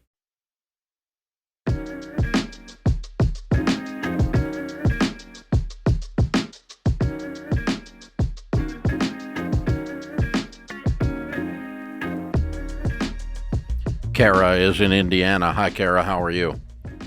Good. How are you? Better than I deserve. What's up? Thanks for taking my call. I'm a recent college grad, and I paid out-of-state tuition for my degree. I kept my costs low and competed in 3 seasons of athletics, and I earned about $15,000 in my sports scholarships. And then I also did honors college. I negotiated for more aid and applied for additional scholarships, saving around $25,000 to $30,000. My parents set up 529 plans for me and each of my siblings, and they've always said the amounts were equal. They chose expensive private schools, and one has already overspent and is in grad school, and the other is on track to do the same. I now live at home with my parents and am working. While building a budget, I plan to start contribute to my 529 to grow it for either my future education or, if I decide not to go back, my child. I don't have any kids yet, but my future children. That's when this issue came up. There's still leftover money in my 529, possibly $30,000 or more, but my parents won't tell me the exact balance. They're supportive if I go back to school, but they said no when I asked about saving it for my future children's education if I don't end up going back. I even once offered to give some to my siblings possibly, and they still said no. And now they're considering using it for my dad's retirement. So my question to you... How old are you? I'm 22. Okay. Oh, man, I'm so sorry. So I guess just... Well, number one, you've got to start looking for other housing, don't you? Yeah. Yeah. I'm sorry. Number two, your parents are in for a rude awakening. The 529's not under their control. It's under yours. Do you have the account number? I don't know. I don't have any information on it. And from everything they've told me, I'm just the beneficiary to it. No, that's not how it works. Okay. A 529 is in your name, and they are the custodians until you're 21. So this is just your money, period. Okay. They have absolutely no legal control over this at all. And so I would sit down and let's back into this. Here's what I want you to do. I want you to go to RamsaySolutions.com and click on SmartVestor Pro. Okay? And I want you to sit down with one of our SmartVestor Pros in the investment world and let them assist you and see if you can find this account. If you can find it, just simply move it. Okay. Out of their control. I mean, out of their hands where they can't find it. Okay. Because it's simply not their money. They funded it, but it's not their money. That's the danger of a 529 or an UTMA account, either one. When you're 21, it is your money. Okay. And so that's, they committed that money to you. They don't have options here. So I think that's right, and I think that's what you'll find, and I think you can just move it. But if they're going to steal $30,000 from you after you've put in all this effort to go to school with spending almost nothing, you should leave the home immediately. Mm-hmm. Are you employed? I am, yeah. I just started working, and I'm looking to just save up money by living here for I know, a year. but this is a my toxic plan. situation. Mm-hmm. You can't compartmentalize this, kiddo. Your mother and father are trying to steal money from you. That's what you described to me. Yeah, and it's difficult because if I do decide to go back, then I don't want it to be an issue, but I'm also worried that if I don't, that I want you to find out immediately by meeting with a SmartVestor Pro if you can find this money, and if I'm correct that the 529 is in your name, then you just move it. If you can find it, you just move it. Okay. If I'm not correct, then you may just have walked away from $30,000, but I'm not sure you had it anyway. Mm-hmm. So your parents are it's just morally wrong. That's the kindest way I can say it. What they're proposing is morally wrong. When they saved money for your college and there's a balance left in the account because of your effort, and they want to take that and use it, and they even propose, if it even came out of their mouth, that they would say, I'm going to take your money and use it for my retirement. I don't care if he put it in there or not. He put it in there for you. And then you have been more responsible than the other side, and in return, you get your money stolen. That's morally toxic and wrong. And that's me being very gentle, because it's heartbreaking when you're 22 and you live there and you love them to discover that they're not trustworthy. Kara, you've mentioned... I don't think I could look at them the same. Kara, you've mentioned a couple times, I might go back. What is in your mind about that? So I'm a nurse, and I'm looking to possibly go back for grad school, maybe a nurse anesthetist or nurse practitioner. Okay. Both of those would be great. Mm-hmm. Yep. Yeah. It's a good use of money there. $30,000 won't get either one of those, though. Yeah, but I figured it could help a little bit. Yeah. But the reason I ask is I'm just trying to catch you on the front end of this. Save that money up. You're making good money as a nurse. So hopefully you get control of those funds. And if you make that decision, hopefully what we want is to see you save that up, have a target. Do not add anything to this 529 until you are in 100% control of it. And even then, I'm probably not going to add anything. I'm probably just going to save money to go to school with. Yeah. Okay. Yeah, I don't think you need to add anything to this in any scenario, but you need to figure out if you can get control of it, and then you need to. Once you do, you need to have a different conversation with your parents. And I'm out of there within 30 days if I'm you. And it's the only possible way you can maintain some kind of relationship with these folks going forward, because they are, what they're doing is just really, really, really wrong. It's really toxic, and so. Yeah. Would you say there's a high rate of probability that if she were to pull off what you're advising her to do, that they're going to be pretty upset about it? Oh, I'd say they're going to be so pissed they never speak to her again. That's what I thought, too. And I'm not sure that's a big loss.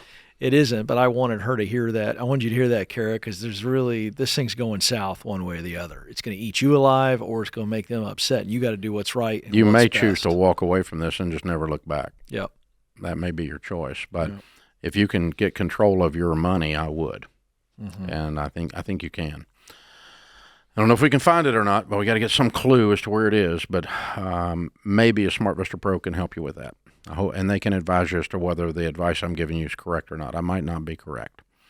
I'm sitting here spinning in my brain.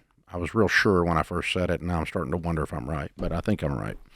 So anyway, all right. Danielle's in South Carolina. Hi, Danielle. How are you? Oh, how are you? Hi, Dave. It's so good to speak to you. You too. I'm real short on time. Can you go straight to it, please? Yes. This is a big question. I could ask something easy. How to save money at the grocery store? I mean, I'm working on getting married next year. Good. I'm engaged. Good. So just trying to figure out how to work through the finances. Okay. Getting on the same page with your potential fiance? Yes. Well, okay. He is my fiance. So you are. You're not working on getting married. You're scheduled to get married. Okay. That's right. So, all right, yeah. I think the way you work through with anyone is lots and lots and lots of communication about the subject. The biggest thing with money is people don't talk about it until they're mad. And so let's talk about it before we're mad. I want to talk to you about saving. I want to talk to you about debt. I want to talk to you about a budget. I want to talk to you about combining our finances. And I want us to be aligned on that before we get to the altar, because we're not going to get to the altar unless we get aligned on that, because it's the number one cause of divorce in North America today. And I want us to be aligned on that. And so let's talk about it, and let's talk about it, and let's talk about it.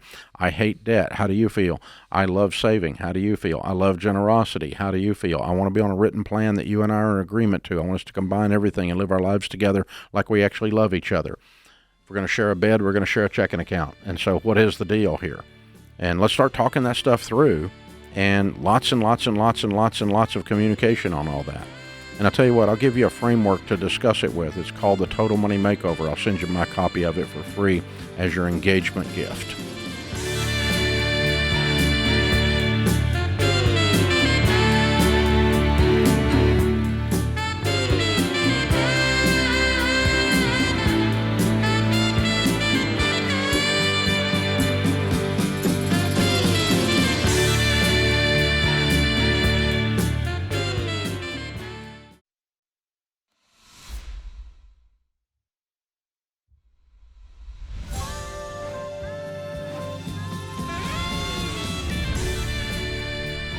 Live from the headquarters of Ramsay Solutions, it's The Ramsay Show, where we help people build wealth, do work that they love, and create actual amazing relationships. Ken Coleman, Ramsay personality, #1 best-selling author, and host of the new Ramsey hit on Ramsey Network called Front Row Seat, where he does long-form interviews with famous and accomplished people where you can learn the principles from them. You will love this show.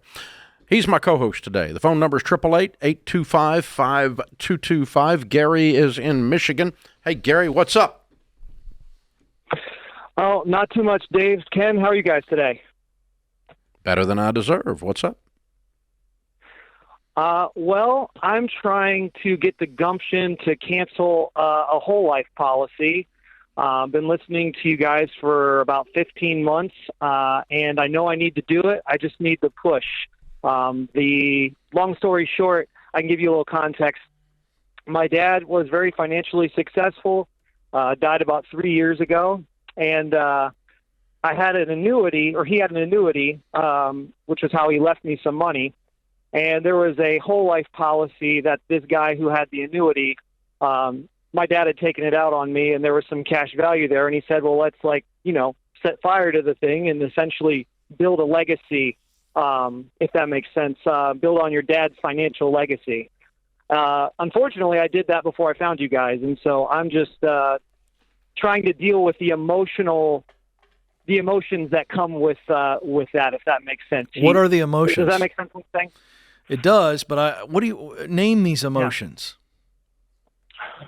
Yeah. Well, I don't make a ton of money. I work for a nonprofit Christian ministry, and so let's just say that my dad, he was very successful at what he did, ran his own business for a long time, and so he kind of pitched it in a way. It made me think, I can take care of my kids the way my dad took care of me. I can take care of myself. Yeah, but then you've discovered that was not true. What is the emotion? I'm trying to help you. Are you pissed at him? Yeah. Are you afraid you're not going to live up to your dad's expectations and legacy? What is the emotion? I think it's, I wouldn't say I'm mad at the insurance agent, though, I mean, yeah, it's fear mostly. Fear of what? Fear of failing, I think. Okay, yeah, well, wait a minute. Let me stop. You figured out that if you leave the money in this, you're going to fail. Yeah. Okay. And so if you pull the money out of it, is your only option to not fail?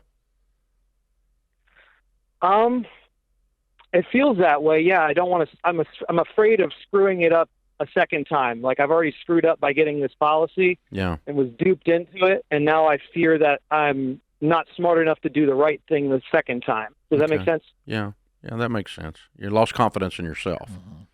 Yeah. Yeah. So here's the answer. Here's the antidote to that. Okay. Mm-hmm. We're not going to trust the agent, and we're not going to trust Dave and Ken and just do what anybody says anymore. Instead, you need to learn and understand and make an intellectual decision as to what the right thing is after gathering the facts.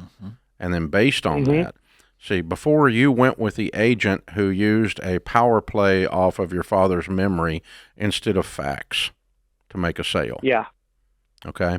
And I've given you facts. You've obviously looked at how bad a product whole life insurance is, and you've decided I want to invest my money somewhere else. You've got to become confident in those facts for yourself, not because I said, but because they're facts. Yeah. And when you're confident in those facts, then this becomes what's known as a no-brainer. Okay. Yes, I understand. But that's the emotion. The emotion is I'm not confident yet. I don't know if I understand this. I don't know if I'm missing something. So here's another thing. Continue to gather information. Go sit down with a SmartVestor Pro. Have them walk through with you how bad this product sucks, and then what you could do with it if it was in a good mutual fund. And then you will cash this crap out and tell this crook to go on his way. Okay, that's helpful to hear. I mean, if somebody's stolen money from you and you discover that, you're not fearful. You're like, I'm going to get the money back. That's not fear. That's just you did make a mistake. That's okay. Everybody makes mistakes. By the way, I bought a whole life policy when I was 22. Okay. Oh, really? Yeah, and that's one of the ways I learned about this. I got screwed by a college friend of my wife's, who came calling right after college, and this sweet little married couple, and sold me the same bill of goods that they sell everybody. And I got a finance degree, and I was so stupid I bought it. So, I'm no different than you, dude. But then when I looked at the facts, I went, okay, now I understand. I screwed up, and I'm going to fix my mistake, and I'm never going to do business with, that type of a thing again. Instead, I'm going to put money in real investments, and I have for the next 42 years. And it's worked out good for me. So I learned from my mistakes, but I wasn't paralyzed by them. And that's all I want you to do. Yes. Yeah, I appreciate that a great deal. I realized it when I've heard this, and I've seen like the math, and I've thought, what could I do with that if I just put it in the cash value in my Roth? And oh God, you just make so much more money. Here. Yeah. Exactly. Yeah. I mean, it's just so much. It's a bazillion dollar difference. Yes, because I've seen the returns on those, and I'm like, wait a second. Yeah. I've been duped. You have been duped. You got duped for sure. Yeah. And then I'm not having a discussion with a doofus life insurance agent. No is a complete sentence. Yes, it is. You are cashing this out. I'm not talking to you about it. We're closing the account, and you can just call the home office, give them the account number, and send them a letter to close the thing out. You don't even have to talk to Doofus. But if Doofus calls you, you don't have to have a conversation with him. You're not required. It's not federal law to discuss stuff with people who stole money from you. Yeah, and I think No, it's not. I think you have a fear of confrontation, if I had to bet. Oh, I absolutely do. And I'm reading Dr. John's book, and this is part of Choosing Reality and Choosing Freedom. That's what I'm trying to do right now. This is going to be a great exercise for you. It actually is. And you said you started off a call saying I needed gumption. I'm going to give you a tried and true formula, and Dave laid it out beautifully. Clarity, which is Dave telling you to go sit with SmartVestor Pro and look at the historical data, not someone's opinion, not a sales pitch from a whole life salesperson, but historical data of the stock market. It's just not debatable.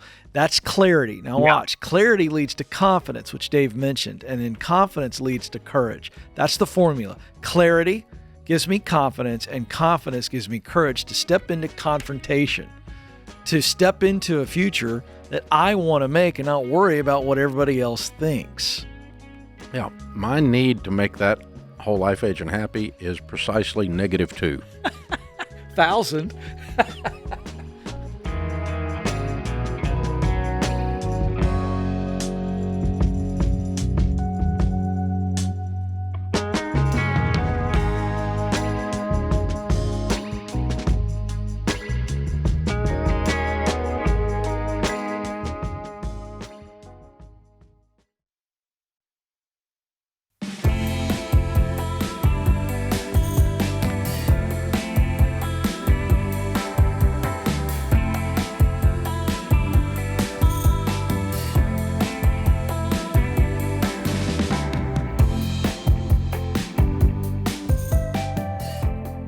Michael is with us in Minneapolis. Hey, Michael, welcome to the show.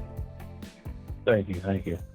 So to keep it brief and straightforward, I am 22. I've currently came into a career job of making $25 an hour, and I come from a poverty lifestyle of bouncing around from homelessness, shelter, stuff like that. I've got a recent opportunity to live out here with my older sister, and took advantage of it. They got me a career job, but now I'm in the situation of I'm making more money than what I'm used to and what I know what to do with, which is roughly around $4,000 a month. And to me, that's a lot of money coming from the lifestyle that I live. But I also cannot learn to apparently budget my impulse control or my wants and needs. And not to mention I'd probably say like $1,000 and something in debt for just my medical bills alone. And I'm here seeking advice on how to learn to budget and what I should do to maintain it. Because I'm I so also proud pay of you, rent, Michael. which is Well $13 a done. month. I'm so proud of you. Well done. Man, that's amazing. You've made huge strides. Look at how far you've come. I mean, $4,000 a month is never a problem you had before. Now it's a problem. I love this. Isn't that great? Yeah, and it is. I really appreciate that. I mean, that's great. I'm proud of you. That's amazing. Good for you. All right, so all we got to do now is make this money behave. And the problem with my money and the problem with Michael's money is the guy in the mirror. You've already identified that. You said it very clearly. If I can get the guy in my mirror to behave, I can be skinny and rich. But he eats too many donuts and spends all his money. You follow me? Yeah, that's correct. That's it, man. So, I mean, that's everybody, and you're very wise and very self-aware to say, I've got to control the ownership of your words are fabulous.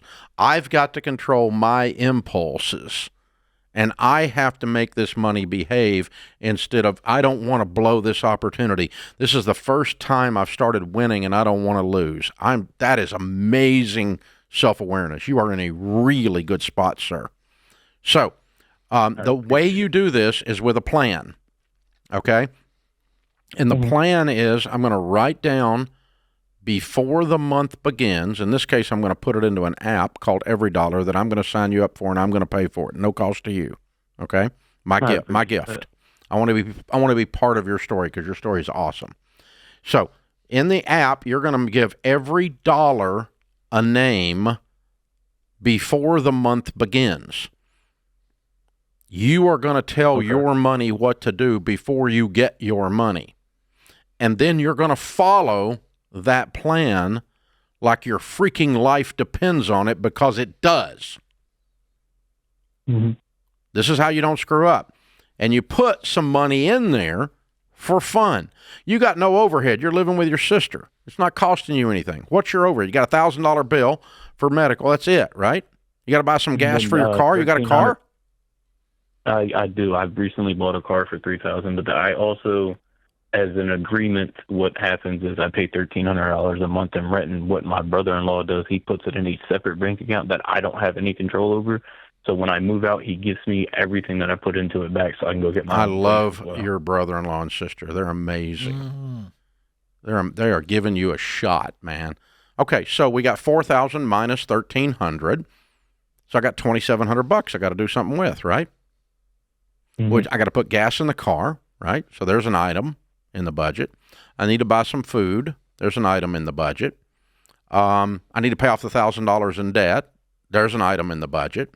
I need to have some fun. Hello. Is that okay? Correct. Yep. So Where are you blowing your Currently, money I've now? Budget. More than anything, I'm going to be completely honest. It's more than likely the fact of my enjoyments. So, Okay, what are I you have a doing to PC enjoy payment. it? What are you doing?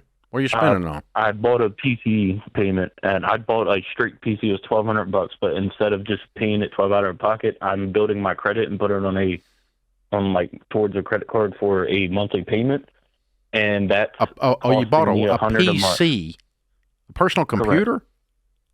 Yep, a gaming computer that I've Okay, so always the wanted, enjoyment and is your that's where gaming. my impulse comes in. You're gaming. Correct. Okay, all right. So when you were in the poverty situation, homeless before, did you have any kind of an addiction problem? I did not. Good. Okay. So beware of gaming because it's a bottomless pit of time. Well, the good news is about that with my work, with my career, I worked 7 days straight on rotating shifts. So every week I work a different shift, and I work 7 days straight and get 2 days off. So I don't have too much time to really game and get to the addiction. Listen, no one gets rich building their credit. So the first thing we're going to do is just pay that loan off too. I don't care if you build your credit. I don't want your credit built. I want you to pay cash and stack cash. I appreciate that. So I want to see how big a pile of cash we can stack while we have some fun. And some fun includes other human beings, not just gaming. Correct. Okay? So like go out on a date or go out with the guys and have a beer or whatever have a coffee. I don't care. Whatever it is. Okay? Plug into a good local church. There's some really good ones in the Minneapolis area. Okay? And start to build your spiritual life, your social life, and your financial life simultaneously and create a rhythm. Be careful who you choose to run around with because you're going to become them. Yes, sir.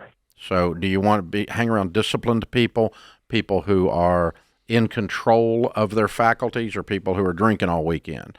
Or are we going to hang around with drug heads? Or are we going to hang around with, because you're going to become who you hang around with. So choose that very carefully. And you have got just such a framework to go win. So we're going to put you into Financial Peace University. I'm going to send you a copy of the Total Money Makeover book. I'm going to put you in Every Dollar Premium so that you can do all these things. But if you'll lay out that budget and then stick to it, $1,300 to sister, brother-in-law, okay? Gas is this much, food is this much, fun is this much. I need to pay the PC off. I need to pay the medical bill off. I need to stack some cash and stack some cash and stack some cash. I need some money to go out with my friends. And you line item every one of the $4,000 where it's going to go before you get it in your hand. And then when you get it in your hand, in a sense, emotionally, it's already spent because you already spent it in this app. You've just got to execute. Yep. That would help out a lot. I appreciate it. Yeah, so you're happening to your money instead of your money happening to you. Okay, the people that become wealthy are the people that are proactive. They make the money behave rather than wondering where it went. And I know people that make $100,000, $200,000 a year don't know where their money went. They're just as broke as you. The difference is they're not even as self-aware as you are. Michael, is your sister or brother-in-law, are they disciplined and wise with money, in your opinion? Yes. So they currently were in a very similar situation and own a very nice house. Okay. Well, the reason I'm asking that is they broke the poverty cycle. Yeah. And so everything that Dave's giving you from advice to every dollar is great, but don't do this alone. And so absent of a wife, a spouse on this, have your sister work with you on it, your brother-in-law. He's been very helpful to you.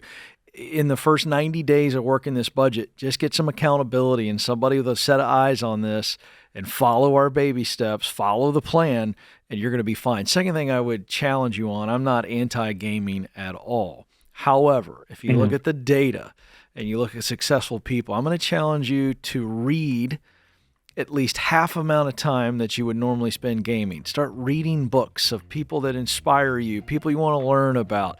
If you do that, I think you're going to see tremendous growth. So read, buy books, less games. Split it in half and see what happens. Ooh, good one. Read biographies of successful people. That's right. And I just bought a new one on Mark Twain yesterday. I'm reading it as well. Cherno? Yeah. Yeah, I'm Is it almost good? done with it. Fabulous. A guy I was with at dinner last night said I had to have it. It's fabulous. I Almost ordered, done I with ordered it. it last night. Yeah. Wow. All right, there you go. See, read about famous people.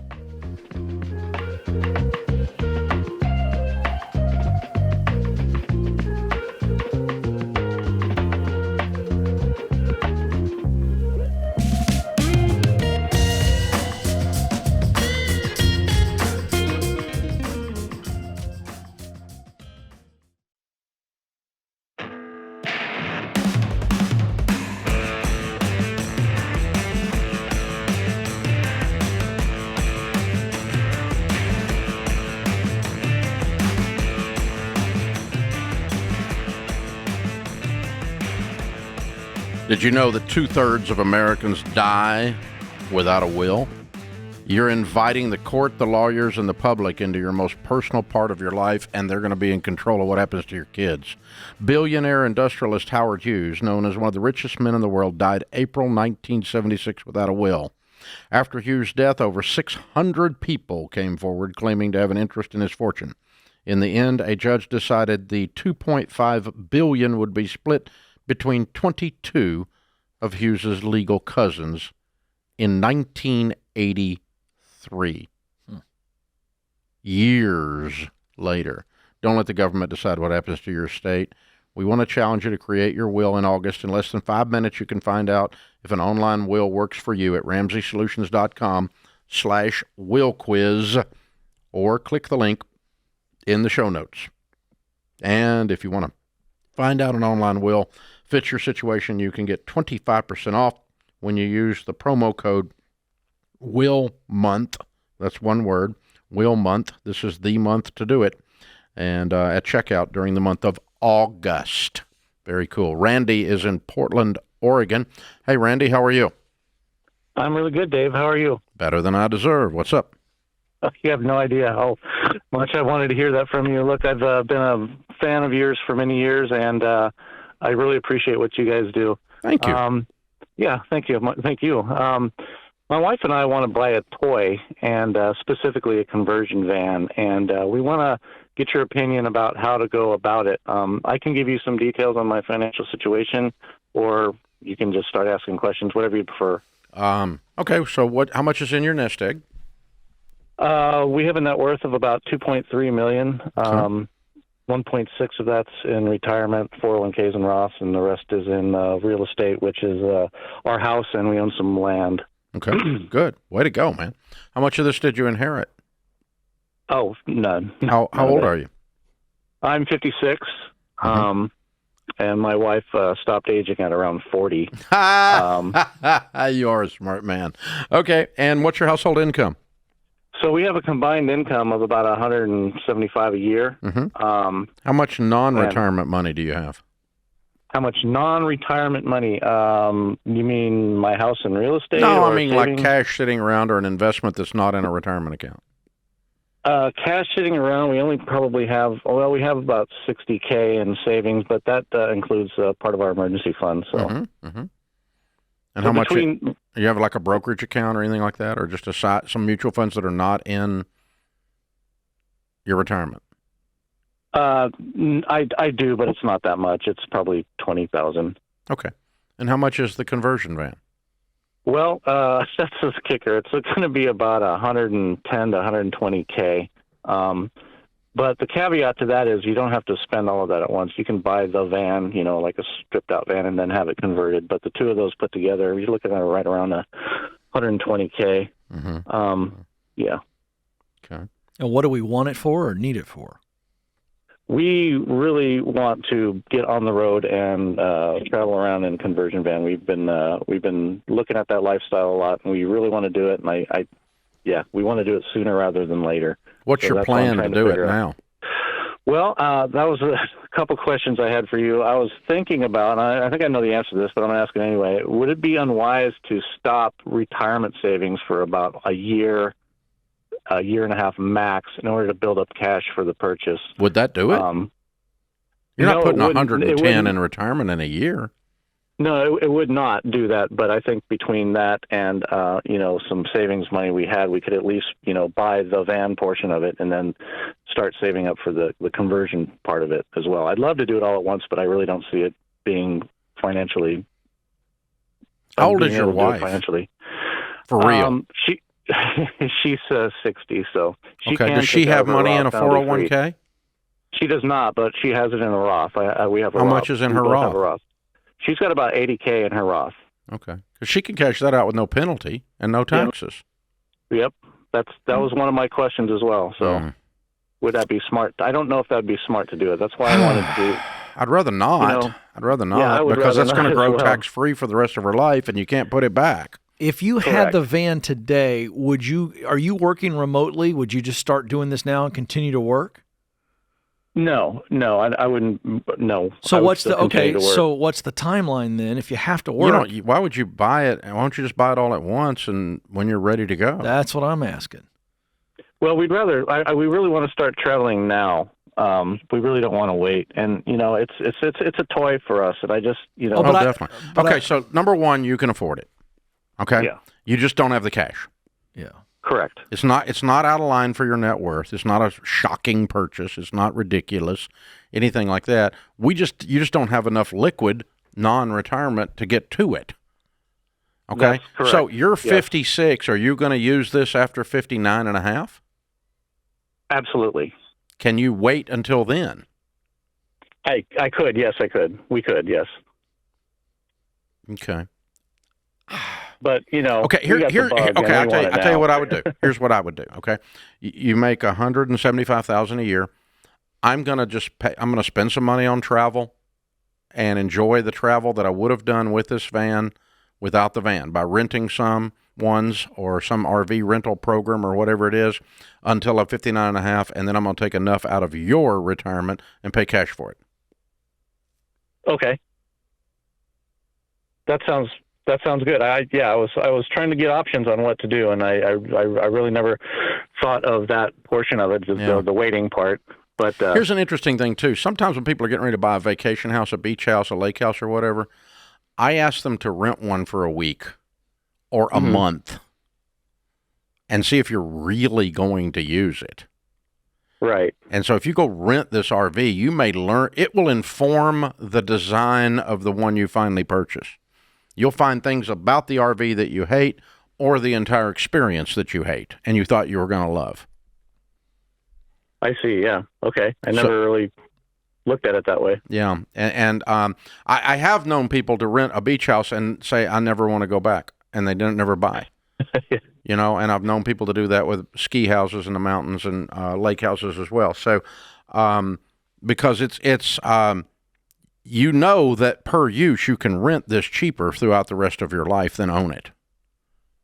Correct. That would be correct, yes. Yeah, and so I'm okay with you just renting it for a while and then deciding the design based on your learnings. That's where I was going with that line of questioning. Until you can go all in other words, he has to work, and he can't work remote, so he can't go all in other words, enough to justify this purchase at this point. So that's where I was headed. He's got the itch right now. He's trying to scratch the itch. But I love the idea of renting, and let's go ahead and travel while we can, but he's limited in how he can travel anyway with a full-time job. What's interesting is, cheaper than we're talking about, you can charter a freaking jet.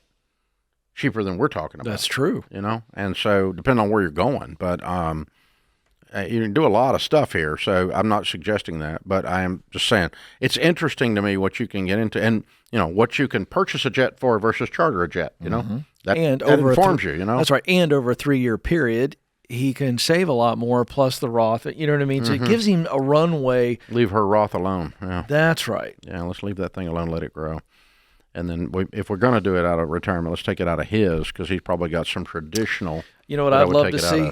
I'd love to see you and Sharon do a van trip. Conversion van. Dave and Sharon driving over the continental U.S. Why? You don't like me? No, I just think seeing you two in a conversion van for some reason just made me laugh. I know, because I would be in hell. I know both of you too well. Sharon and I would be like, no chance you make it through 3 states. No chance. When I go through Arkansas, and it starts going blum blum blum blum blum blum blum blum, I'll be done. Oh, I'll gosh. be done right I don't know why that popped in my twisted head. Your but head it is did. twisted. It is. It's going to get twisted right off your neck if you keep it up. I know. I hope I'm back. I hope I make it to the next segment.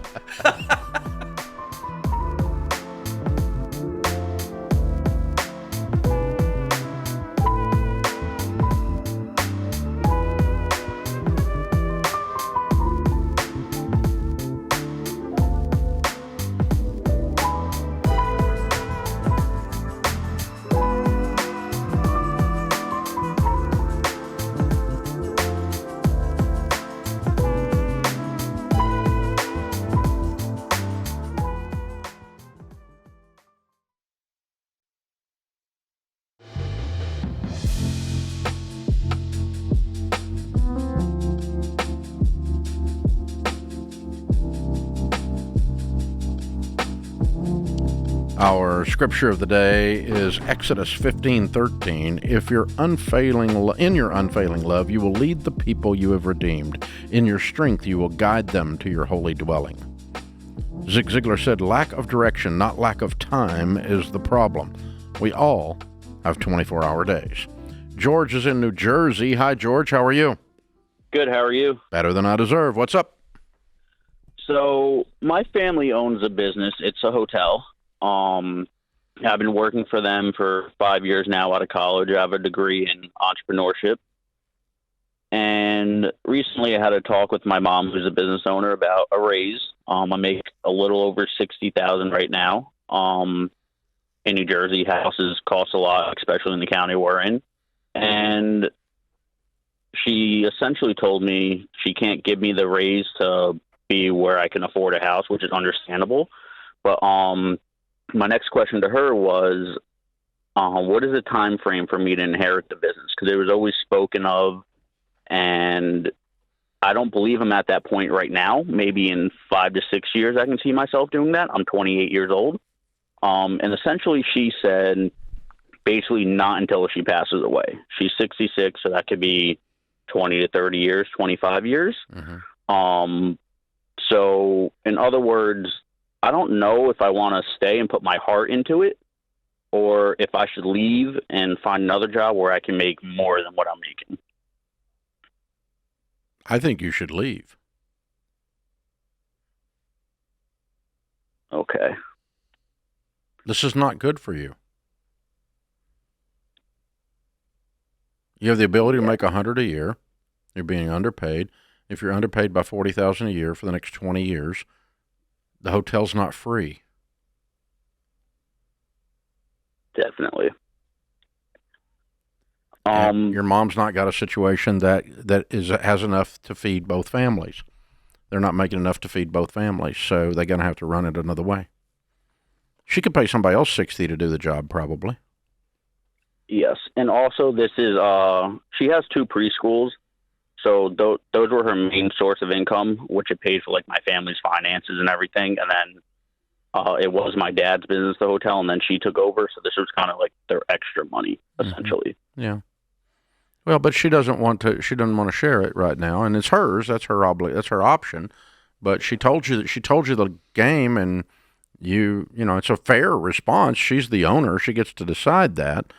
But it also doesn't work for you.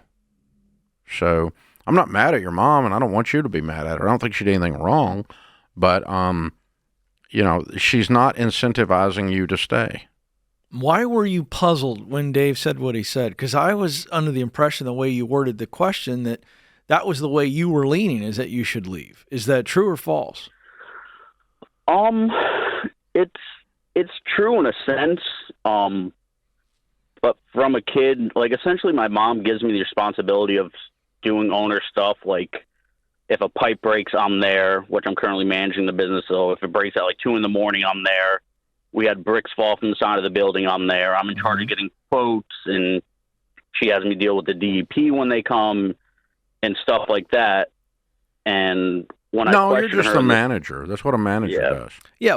So your response is curious to me. So you know that there's no future, and what Dave said is spot on, and that's the way you were leaning. And when I challenged you on it, you just kind of went a little misdirection. So what is the real emotion of cutting ties with this? Because there's something there you need to identify, and I think you know what it is. What is it? My grandfather came from Greece and built a business, and I don't want to give up the family legacy. I kind of feel obligated to stay. All right, let me ask a question. If you were to move on and go do your own thing, are you not still, or do you forfeit the inheritance? No, I don't. She said I can always come back to it later on in life. Then I'm with Dave 100%. There's no risk I'll come here. back when she dies and I own it. And you keep your grandfather's legacy alive. I love your answer, but there's nothing in this conversation or in the terms that make this a risk. So I'm with Dave 100%. Go do your thing, man. Go build something. Go learn how to do something and fly, man. Stretch and grow. And then A, mom may change her mind. We don't know. And B, if it is 30 years from now, the legacy continues and you've gone out and prepared yourself to really grow this thing or do something special with it. Yeah. Okay. One of the things I've told my kids, and in writing in the trust and in the estate documents, is do not keep something around just because the old man started it. I don't want my kids chained to a legacy of stuff. I want them chained to a legacy of principles. And the principles are we run a business that serves people and serves the family simultaneously. And but please don't keep something around because the old man. I don't want my kids saying what you just said about your grandpa. I don't think your grandpa wanted you to say that. I don't think he wants you to work for less than you could earn in order to keep open something that he started 50 years ago. That was not his reason for starting it. His reason for starting it was to create prosperity for the family, but not to chain his grandkids to something that was where they were being underpaid. That was not his intent. I'd be shocked if he said that. Wouldn't you? Very. Yeah. Yeah. So I think your mom has said her piece, and you say, Mom, I'm going to go ahead and give you some notice so you can start looking for a new manager, because I'm going to start looking for something where I can afford a house.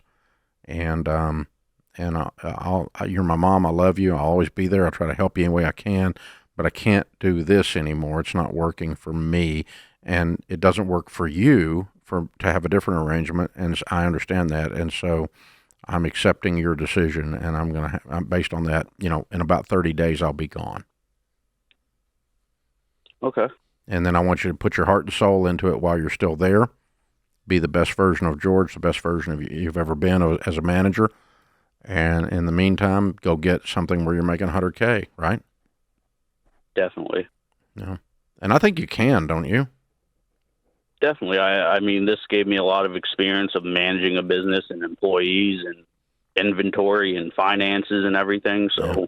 I'm not sure she can replace you for 60. She can't. She doesn't even know how to check somebody in. But I mean, if she hired somebody to do all that, I'm not sure she could hire that position. Yeah. That's on call for pipes busting, bricks falling, and checking people in 24/7 for $60,000 in New Jersey. I'm not sure she can. She might, but I'm not sure she can. So maybe this is her wake up call. Is the business the hotel profitable? Yes. So what's she putting in her pocket? You're seeing the books, right? She really doesn't put too much in her pocket from it. So it's not that profitable.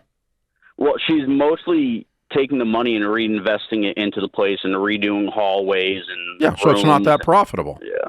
By the time she does renovations that are required to keep the thing running, it's not really making a profit. So it might not be a good business to own. Right? Too. You know, I mean, if she has to pay somebody $100,000 instead of 60, she's going to be losing money.